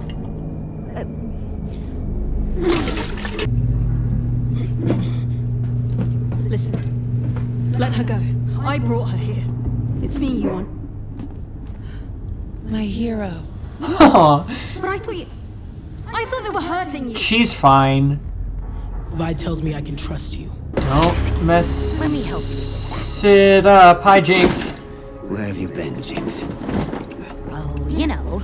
Here, there, chasing down dead ends. She's pissed. Guess what? They're not all dead. I can explain. Don't move, silly. I might hurt you. I think you are trying to. Marcus never told me she was in Stillwater. But you found out she came back. You lied. Silco. I am your family. Everyone else betrays us. I need you. Now more than ever. You have to complete the weapon. What weapon? They think you work for Silco. Your people hunt us. Like animals. Silco pays them to do it. That's not possible. You're wrong. You got it. You have to let me take that back. What is it? It's a gemstone. It was stolen during the attack by your sister. It's wrong what's been done to you. You'd be well within your rights to keep it. I couldn't blame you. But if you do, this cycle of violence will never stop. You gotta This is listen our to her, best man. shot at setting the record straight. This city needs healing. Even if her More than I people ever are the ones realized. to inflict the violence, you have to be Please, the one to end let it. me help you. I'm the one who gives it to them. Okay. Oh, God!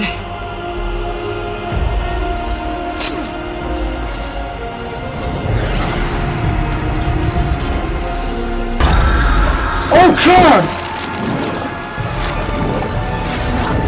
Whoa! Yo! I can't leave her again. You can't change her. I have to try. She has to, dude. No promises.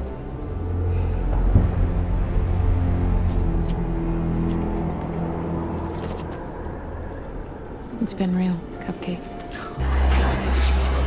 She wouldn't do that. Not again.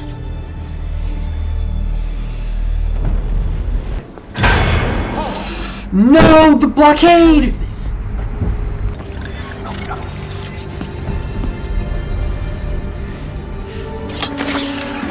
Oh, God!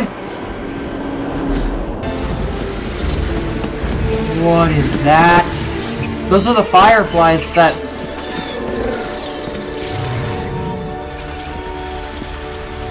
Now we're in Jinx's lair. Wait a minute. They're mechanical! They're not real! They're bombs! What?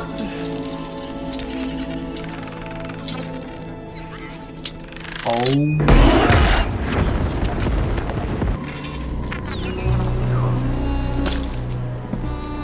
Hi.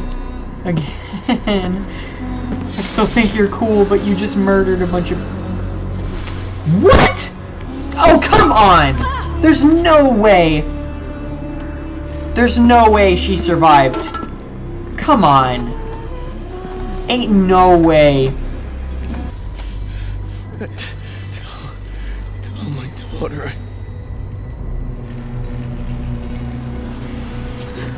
No! Dude, Marcus is dead! What the...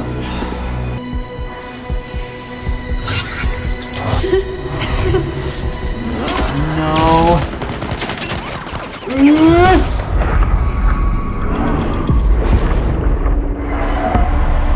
Yes! Okay, he's fine. That's good. He's gonna keep Jinx occupied while they escape. Oh, look who it is.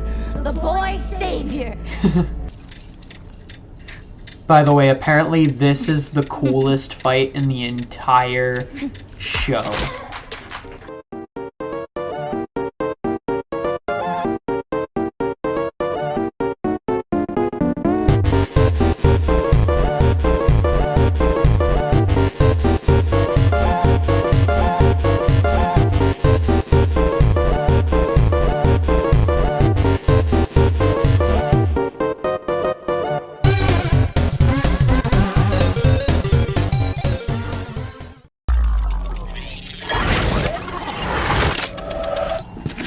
Oh, yes!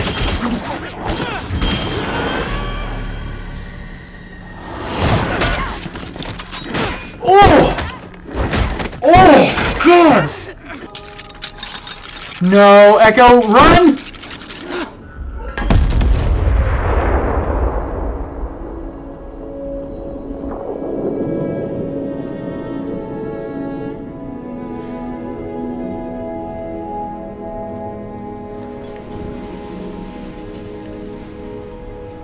I did like that episode quite a bit, and that Jinx versus Echo fight was so worth it. That was so good. Y'all weren't lying.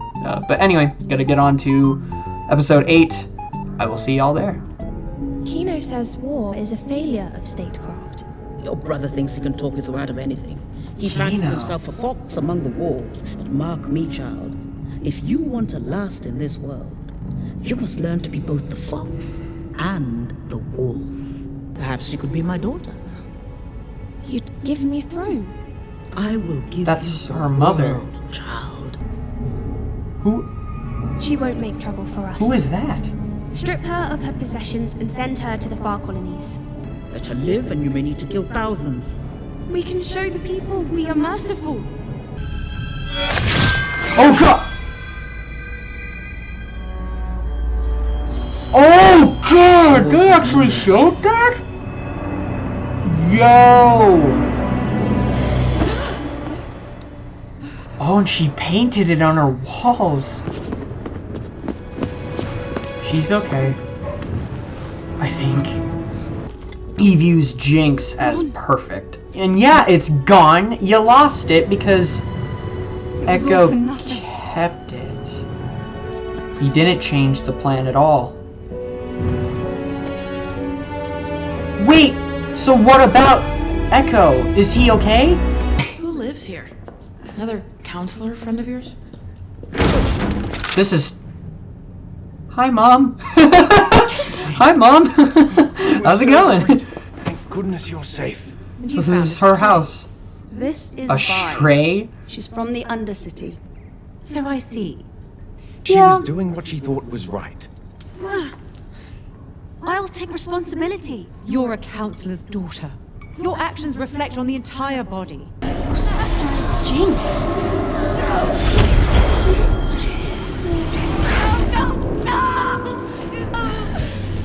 I'm afraid it will only get worse.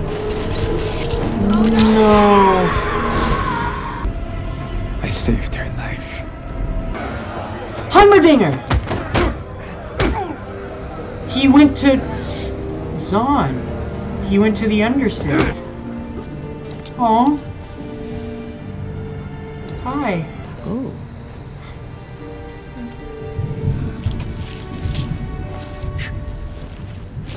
Huh?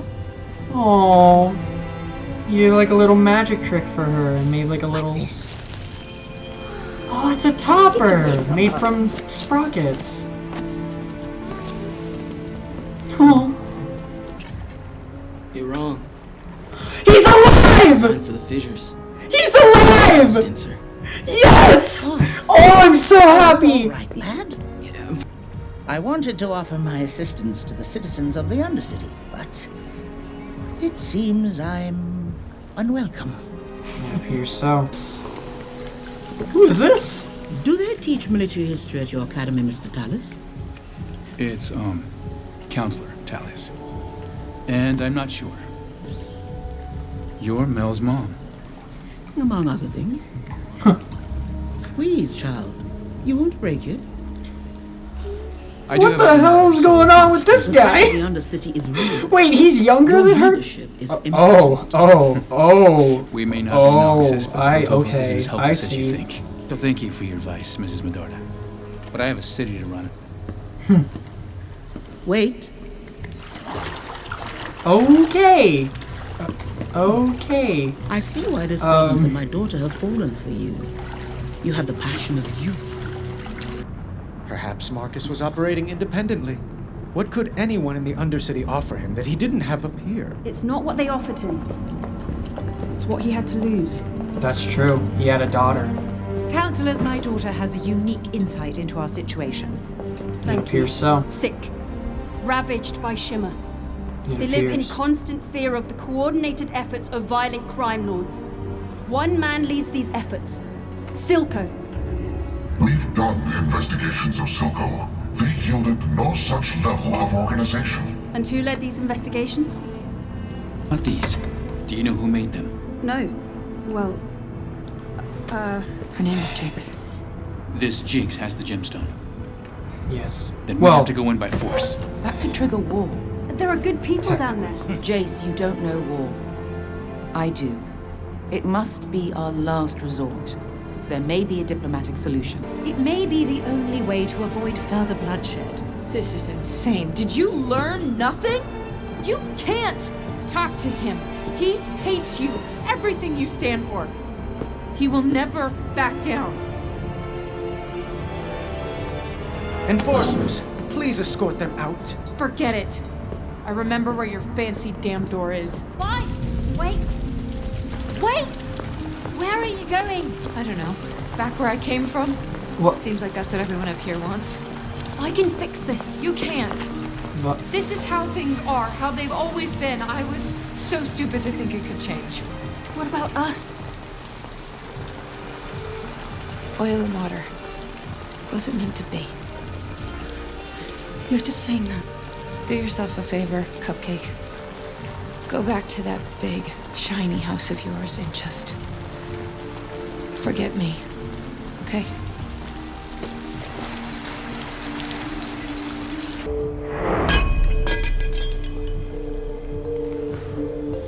Oh, I see what he did!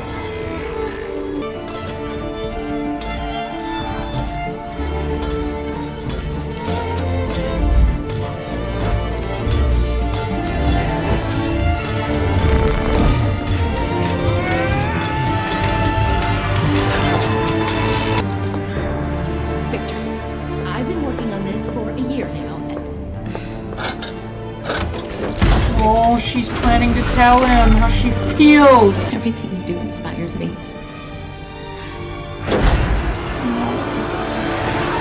Sky, run!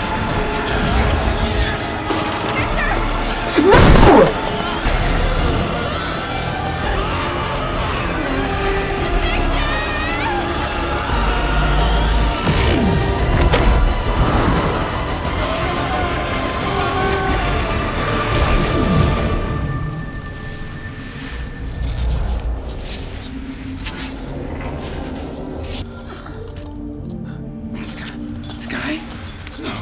No. That can't. That can't. What are you doing here? You want to make Silco pay for what he's done? I could have you arrested. You guys really like to could. bandy that threat around. I want to make Silco pay. I want in. There is no in. You heard the council. Fuck the council. You said you were tired of doing nothing. That's the only sensible thing that came out of anyone's mouth tonight. So Someone close to me had a pair of these. he did. You're the first person Caitlin looked for when we made it to topside. Of everyone up here, you're the one she trusted to do something. So, we got a deal, pretty boy? Yo, he's got his hammer! Let's go! He set off an alarm. What the heck is that? Whoa! Yo, Vi coming in with the gauntlets and clutch! Let's go! So those are her gauntlets from the game. Dude.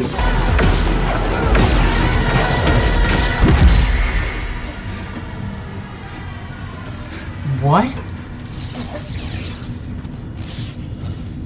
No! No, he just...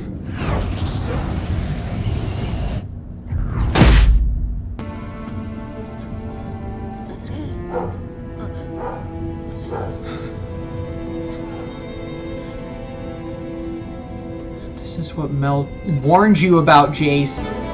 Is this what you wanted, Jace? No, it isn't. Because you let Vi get in your head.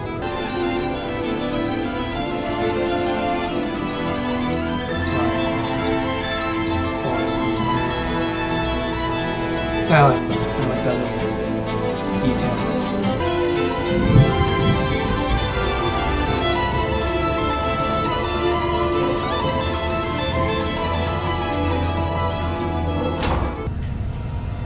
No, wait! No! Jinx?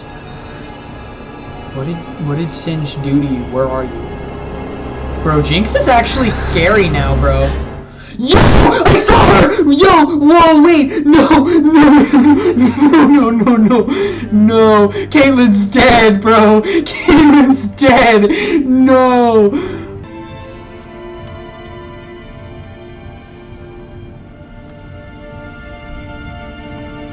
You didn't have a choice.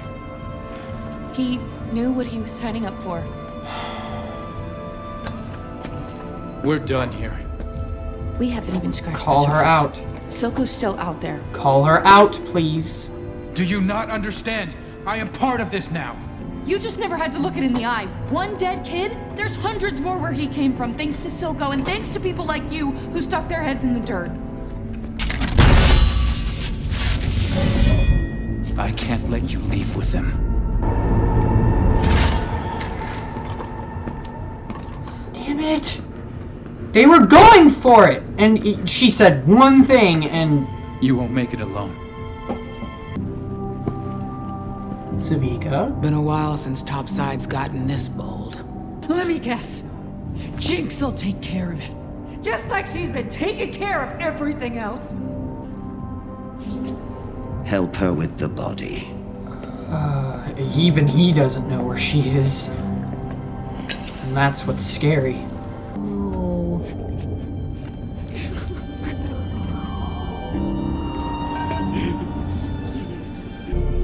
Victor, I know this will probably never see the light of day, but watching how you work so tirelessly to make the world a better place, well, I couldn't forgive myself if I didn't try.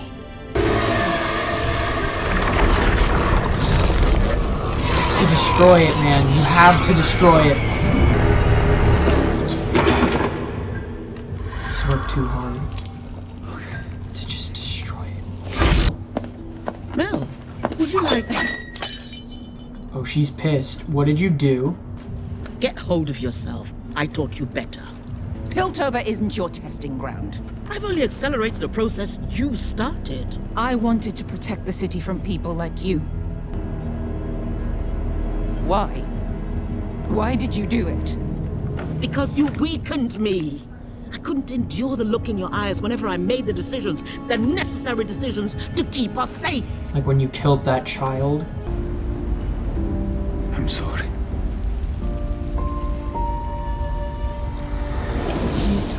He's dumping her ashes where they used to play as kids.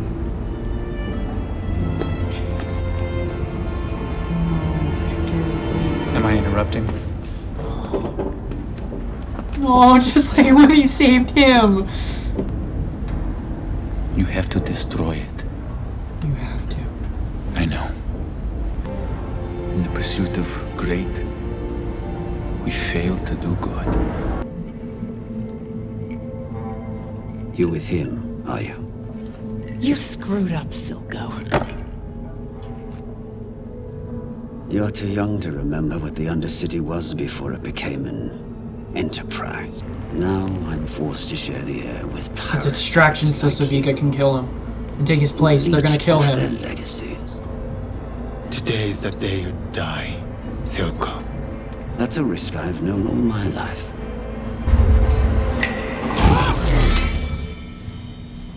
Ooh.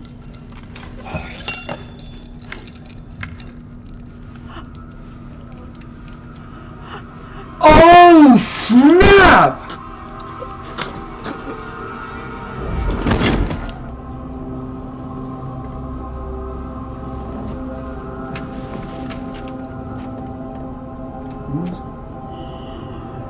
What is that? And you without your hammer.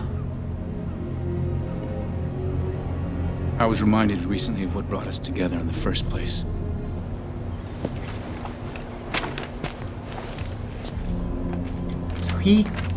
He clearly cares Free about... trade routes, blanket amnesty, unrestricted access to the Hexgate sovereignty. You really think you're in a position to demand all this? I give you credit for your stunt. Boy, didn't think you had the stomach. You want peace, this is the price. And I need Jinx. She has to pay for what she's done. They weren't her crimes. She was working for me. He's gonna choose Jinx over Zahn, isn't he? All we ever wanted. The boy didn't even haggle. And what do I lose but problems? Oh, it all makes sense now, brother.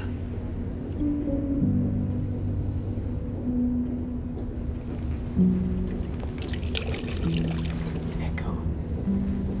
All their names were signed on his statue, engraved. Is there anything so undaring as a daughter? She's there. Why is Vi there? He just realized. Yo!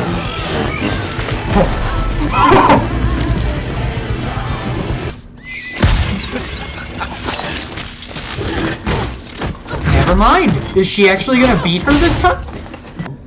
Well, your guard needs work. I wish I could say it gets easier, kiddo, but I'd be lying. What I can say is, she still needs you. They all do. So what do you say?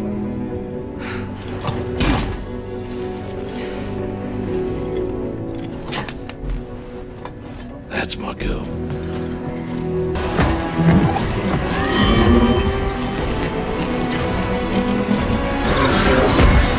That kind of thing.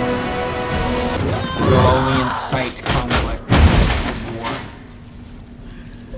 I get it though. She sees that there's no other way around it now. That Silco has gone so far that there's nothing left but war. But desires more in this life. Bravo, sis. Damn it. See what I mean? So now Jinx is the only lingering threat left. With respect, I don't give a shit what any of you think of me anymore. Jace has brokered a peace with Silco in exchange for the Undercity's independence. What? Where did she take her? Wait, that's the music box from Jace's house. Silco thinks he made Jinx, but he didn't make Jinx. You did. That's true. Your voice pushing me, picking me up when all the colors were black. You're the reason I'm still alive. Are we still sisters? Yeah. Nothing is ever going to change that. I mean, unless you end up with a crazy monster. I always knew you'd come back. What's going on? Silco! He took everything from us. Right here, he stabbed Vander in the back. We're missing someone. No, wait. She has Caitlyn too, doesn't she? Milo Clagger. The bunny. And Vander's pipe. I paid your girlfriend a visit this morning. Wait, what? What did you do? I made her a snack. I'm sorry, what?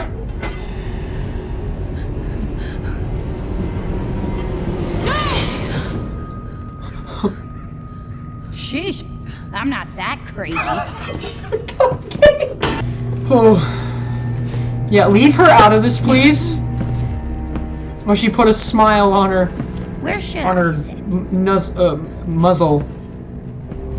That's your choice, really. Make her go away. Please. Send her on her way and... And you can have Powder back. What do you have to say about that? Silco, say something. Her name is Jinx. She's lying. You'll be with her a day before she realizes you aren't that girl anymore and turns her back on you. It's only us. You're my daughter. I'll never forsake you.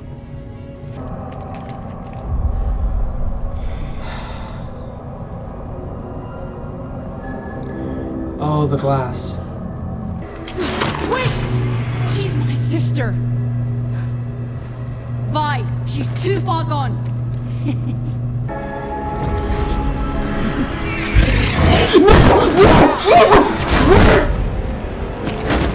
Remember who you are, I know you remember. Picture Milo. Clagger! Stop, Vander! Don't listen to her! Dad! Mom! Lee!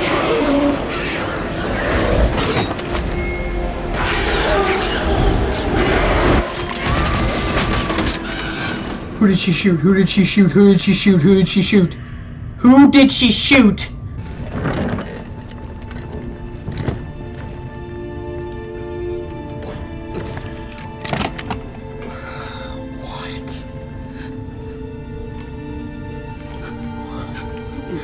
What?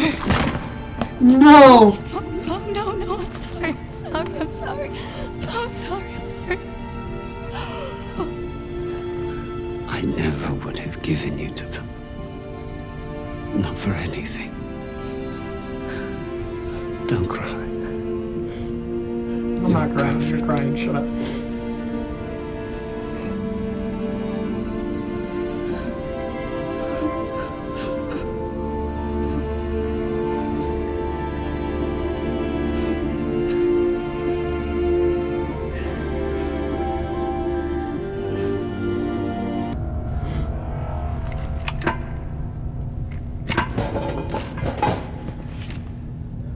She chooses Jinx.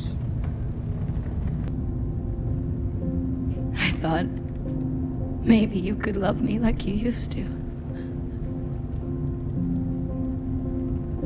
Even though I'm different.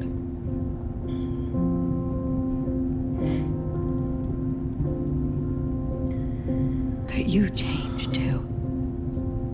She did. So, I've been saying that. here's to the new us. I support Councillor Talus's proposal for peace. No, it's too late for that one. It's too late.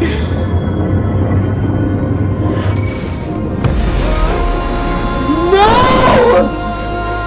What is that? What is that? What is that?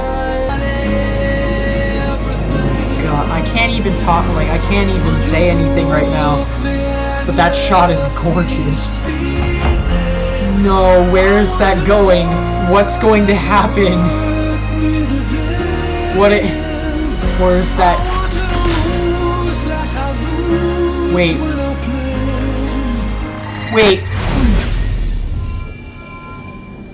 What could have been?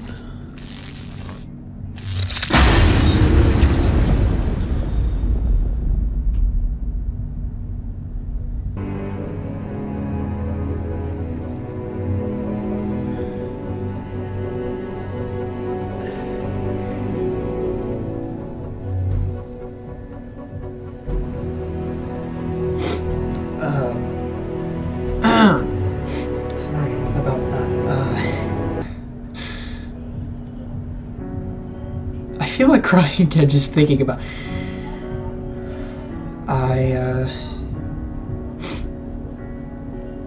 I love this show, but this concludes my reactions to the episodes, to the season 1 of Arcane.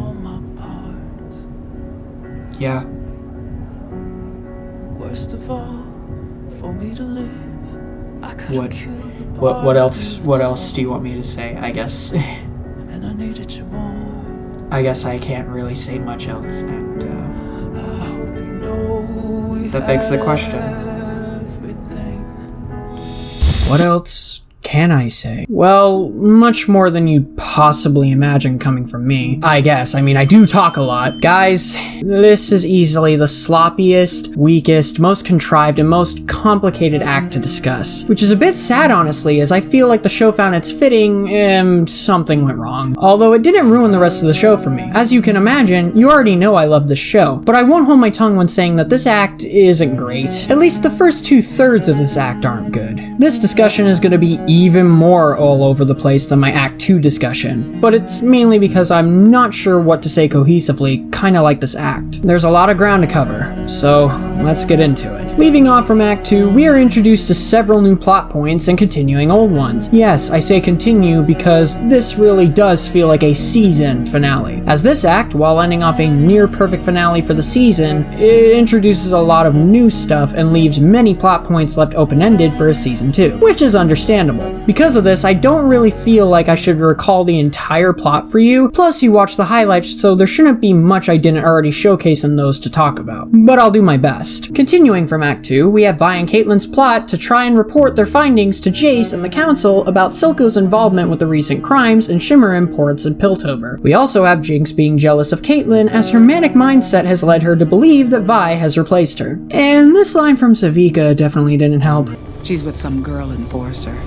Guess she replaced you. And finally, we see Victor's plot to trying to cure himself of his illness play over as well. As for the new stuff, there's surprisingly quite a lot. Following the attack on the roof, we meet back with Vi and Caitlin as they've been taken by the Firelights. The leader confronts Vi in particular and is revealed to be Echo, who after all this time has grown untrusting of Vi and other people after Benzo's death, and Powder became Jinx. For the most part, episode 7 is pretty great. We get to see that Echo created the Firelights to serve as a refuge for those affected by Silco's rule over Zahn, and that he also resents enforcers as much as Vi does. This is mostly due to Marcus's deal with Silco that has framed the Firelights for most of Silco's crimes. Eventually, Vi convinces him to release Caitlin, and with the gemstone, they formulate a plan to return it to Jace and explain what they found, which is where my problems first lie. I understand that up to this point, they have encountered Silco many times, uncovering the oppression of those affected by Shimmer within Zahn, his multiple shipments of the stuff, and of course, Marcus's involvement. But while I say that, I don't remember when they found out how any of this proved Caitlin's theory, thus proving Silco to be behind it all, which only gets more silly and contrived as we progress, but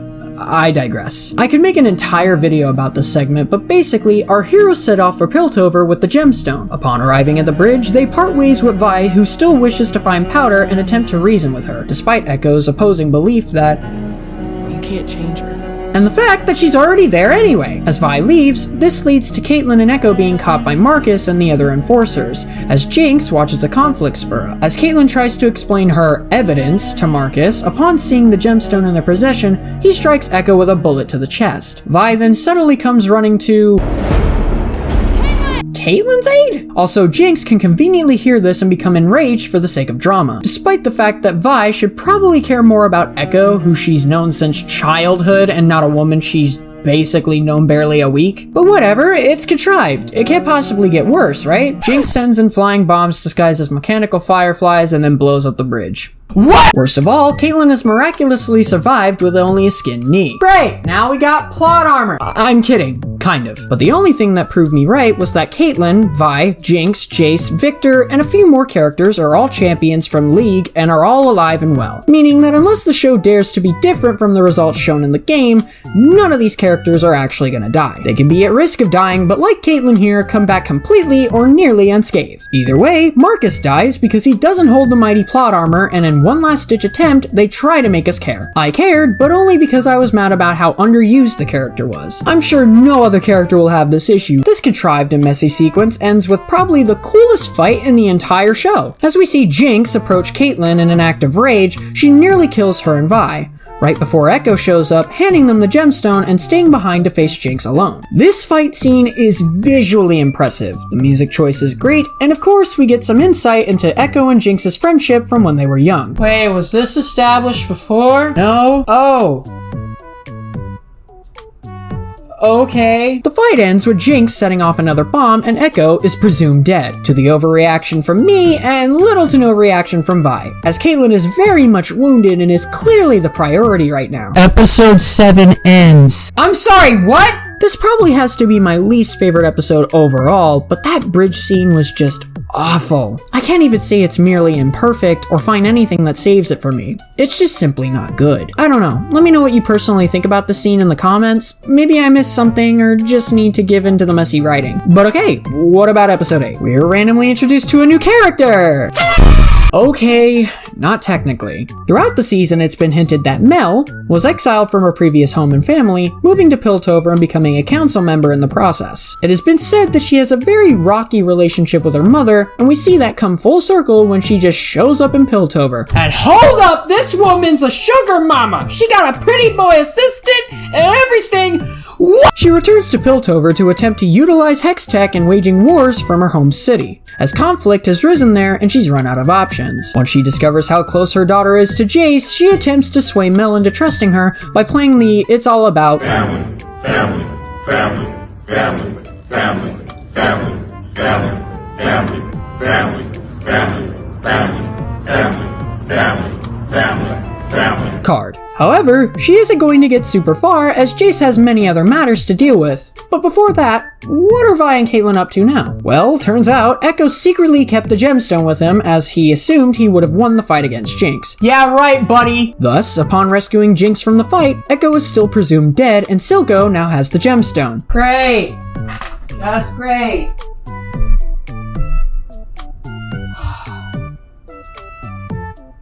Is the show done yet? He takes her to Singed in hopes that he could save her, but Singed has other plans and douses her with Shimmer. Meanwhile, Vi and Caitlin have survived and made it into Caitlin's house. I'm sure this will all go over fine. No, I joke, it only gets worse. Caitlin comes to a resolution with her parents after disappearing for days, and they agree to allow her and Vi to speak with the council and Jace as planned. We then get this super nice scene of Vi telling Kate a story about Powder from their childhood, with Kate comforting her as she further sympathizes with and understands the struggles Piltover have caused for those in Zon. Oh, well that's cool. What happens when they talk to the council? Glad you asked. Well, they relay the info to the council that they discovered on their journey in Act 2, while also revealing to Jace and the others that they've been had, as Marcus was in cahoots with Silco, which led them to never suspect him of any crimes. But when the council and Jace recommend a more peaceful solution rather than creating more conflict with Hex Tech, Vi frustratingly, but understandably, complains and storms out, leaving her and Caitlin on the fence as she... Oil and water. Wasn't meant to be. I get what they're trying to do here. Vi's actions are completely understandable, but I want to save my thoughts on her for an entirely separate video, as I have quite a few opinions over her actions in this act in particular. If you guys would like to see that, let me know. In that same vein, we then see her attempt to come to a deal with Jace as she visits him in his forge. He's recently been designing a hammer, like the one he has in the game, for the next line of Hex Tech. He's also designed a pair of gauntlets similar to the ones Vander possessed in his days of war. After some more whining and verbal manipulation, Vi convinces Jace to use these weapons and storm one of Silco's manufacturing facilities in Zon. He agrees and they mount an attack. But before we get to that, what's happened to Heimerdinger? Well, after being turned away and exiled by Jace and the council, he's made his way into the Undercity and, like Caitlin before, finally witnesses the oppression and chaotic nature of the city firsthand. Trying to continue his work in good faith, he attempts to use his gifts to benefit the people of the Undercity, though it seems he's unwelcome. Not long after, he discovers... Is that a Firelight hoverboard? Wait, Echo's alive?! Yeah! Yep, turns out he escaped in time, but due to plot contrivance, Echo dropped or left the gemstone with Jinx, I guess. Echo takes Heimerdinger back to the Firelight space, and the two begin working together to better the local Zonite communities, leaving things open-ended here for Season 2. So, how did the fight with Jace and Vi go?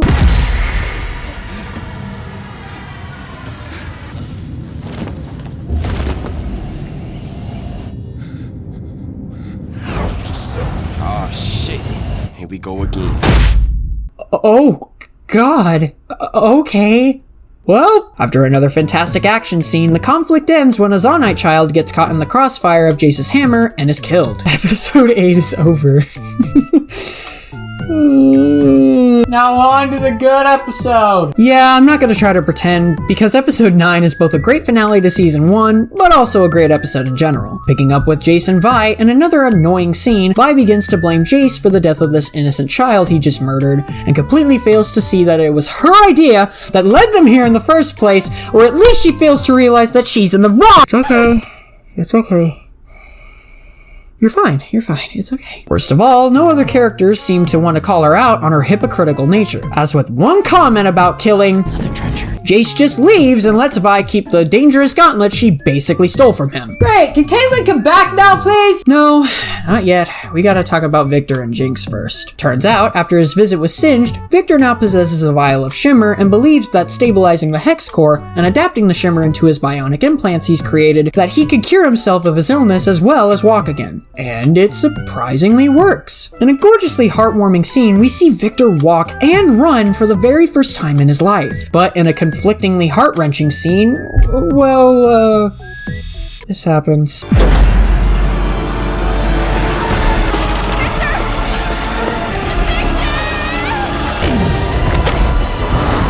This is another character I forgot to mention, but like Marcus, she goes underutilized in my opinion, and then dies with no emotional resonance. This is Sky, Victor's lab assistant and childhood best friend who seemed to have romantic interest in him, as she's inspired by his talents, skills, and mission to better the world. Surprisingly, I'd say I found I could resonate with her character more than Marcus, but only because it's correlated to Victor's character. It's unfortunate she's dead, as Victor becomes convinced that while he may be curing himself, he's still putting others in his life at risk, thus concluding that he needs to destroy the Hex Core, as according to him, in the pursuit of great, we failed to do good. This is pretty great. The character and the plot, I mean, not the sad scene. Now convinced of the same thing, Jace wishes to seek peace with Silco in the Undercity. But of course, when wishing for peace, there is always a price to pay. Jace has brokered a peace with Silco in exchange for the Undercity's independence. What nonsense! We have procedures.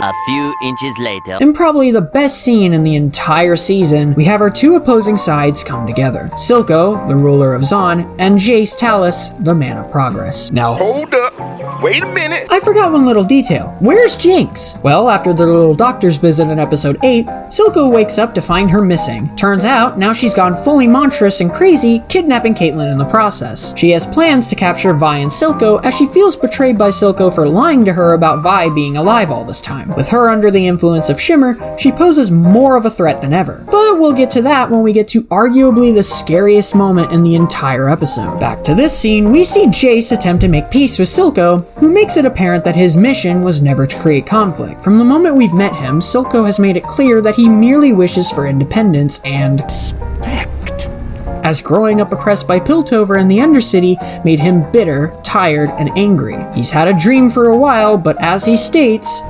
far be it from me to stand in the way. So with this realization in mind, Silco has a few demands for Jace in the city of Piltover, because like I said before, you want peace, this is the price. Oh, thank you, Silco. It really starts to showcase one aspect of the show I've never really bothered to touch, and it's that it has flawed and well-written, layered characters. This is kind of a show where the lines between our perceived antagonists and our protagonists draws thinner and thinner, as even in his twisted, manipulative, and crazy beliefs, Silco isn't truly a villain. Like our flawed protagonists, mainly Vi of course, it's clear the show is layering its characters. They're all just people. Flawed, imperfect, and understandable people. I see a lot of those who criticize the characters of the show, particularly Vi, claim that their actions and flaws make them poorly written characters, thus making it a flaw of the show's writing entirely. I have showcased why this is and isn't the case, as Vi may be flawed, but that doesn't make her a bad character, it just makes her a questionably bad person. This is applied to Silco, Jinx, Jace, Mel, and nearly every character in the show, as we see that shown to us here, as after coming to a deal with one another, Jace and Silco have finally achieved his and Vander's dream. There's just one problem. And I need Jinx. She has to pay for what she's done. Get me Jinx, and I'll give you your nation of Zon. Later on, we see him emotionally lament to Vander's statue in the lanes that he's grown to truly love Jinx as his daughter. Whether it be in his own manipulative and twisted way, it doesn't matter. He loves Jinx as a daughter, which only makes the entire situation worse. But Silco isn't going to give her up so easily because, as he laments, is there anything so undoing as a daughter? Sadly, he too is captured as part of Jinx's final plans for him, Vi, and Caitlyn. In fact, Vi is also captured by Jinx after winning in her second round against Savika. So now, what's next? But he didn't make Jinx. You did. Well, this is terrifying. This entire scene is something I could make an entirely separate video about because everything about it is phenomenal. But to keep things somewhat brief, Jinx has captured Vi and Silco, bringing them to Silco's ruined warehouse from all those years ago, believing that Silco had plans to stab her in the back just as he did Vander. After giving the fans and shippers a heart attack with this scene, I paid your girlfriend a visit this morning. I made her a snack.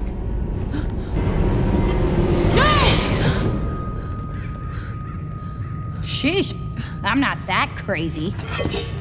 She brought them here to act as a nail in the coffin for her final choice between choosing Powder or Jinx. When Silco opposes Vi's words of reasoning, claiming that her name is Jinx. Jinx tries to think her way through her thoughts, but is interrupted when Caitlyn breaks free. But Jinx ain't having that, so she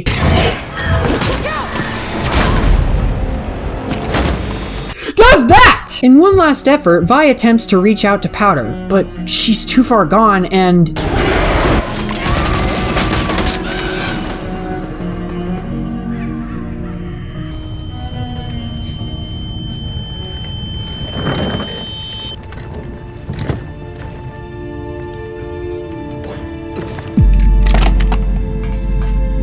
she shot Silco. Oh boy. In a really emotionally charged final words, Silco reassures her that he would have chosen her over the people of Zon, as he grew to love her in his own twisted way. And as you should with a really well-rounded villain, Silco's final words are haunting as he says, "Don't cry. You're perfect."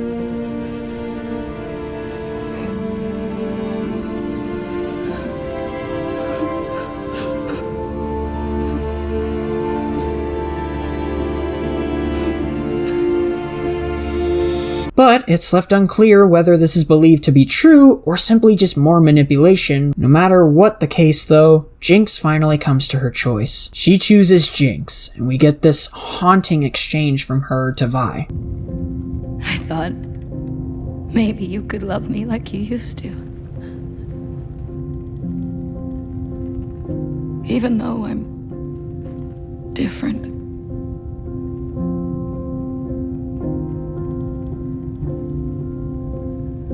But you changed too. So,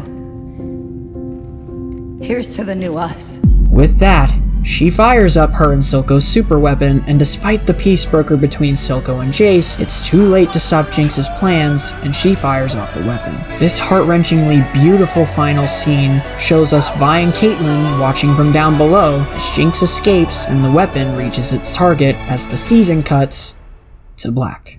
What could have been?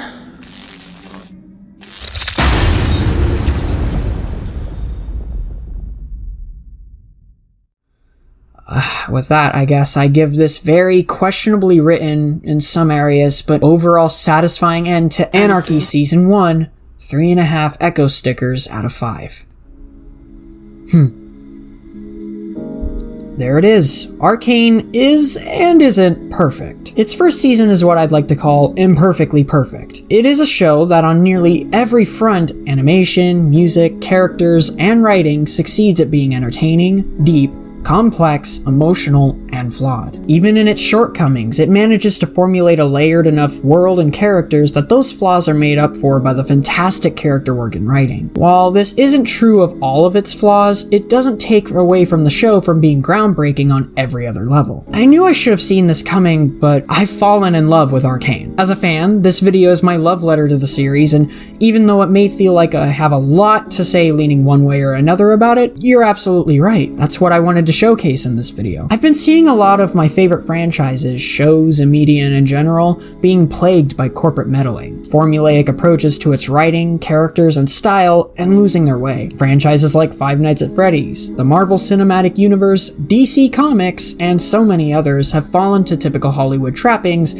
or poor writing and design choices, which is why I've been glad to have shows like Amphibia, The Owl House, Ninjago, and Stranger Things, and game franchises like Little Nightmares, Dark Deception, and even Minecraft, although that one is beginning to become a topic of questionable taste. But most of all, I've loved Arcane for showcasing that, like all these franchises, oftentimes when we invest in something or criticize something, we tend to seek out the flaws outright. Our judgments vary based on opinion, and rarely do I see objectivity when it comes to criticism. So even for something like Arcane that's deemed perfect by communities, critics, and fans alike, isn't actually completely perfect. Like the people who create art, art is flawed, just as it is with the lives we lead, the people we meet, and the media we consume. Heck, this video is flawed. This project has been a bit of an interesting one, as it became difficult to place my feelings on this show, as I've grown to love it to the point of having mixture of opinions on it. So this video itself is probably messy, biased, contrived, and just all around is super unnecessarily long, and I apologize for that. I'm human, and I'm not perfect. But I hope that you've enjoyed watching, listening, as I explained how Arcane masters the nature of imperfect perfection. I hope I was able to get that point across to you. Even if it was messy and unorganized, I tried, okay? I have plans for more content in the future that I hope you'll stick around for. I hope to make it better as time progresses, but overall, I'm happy with this video.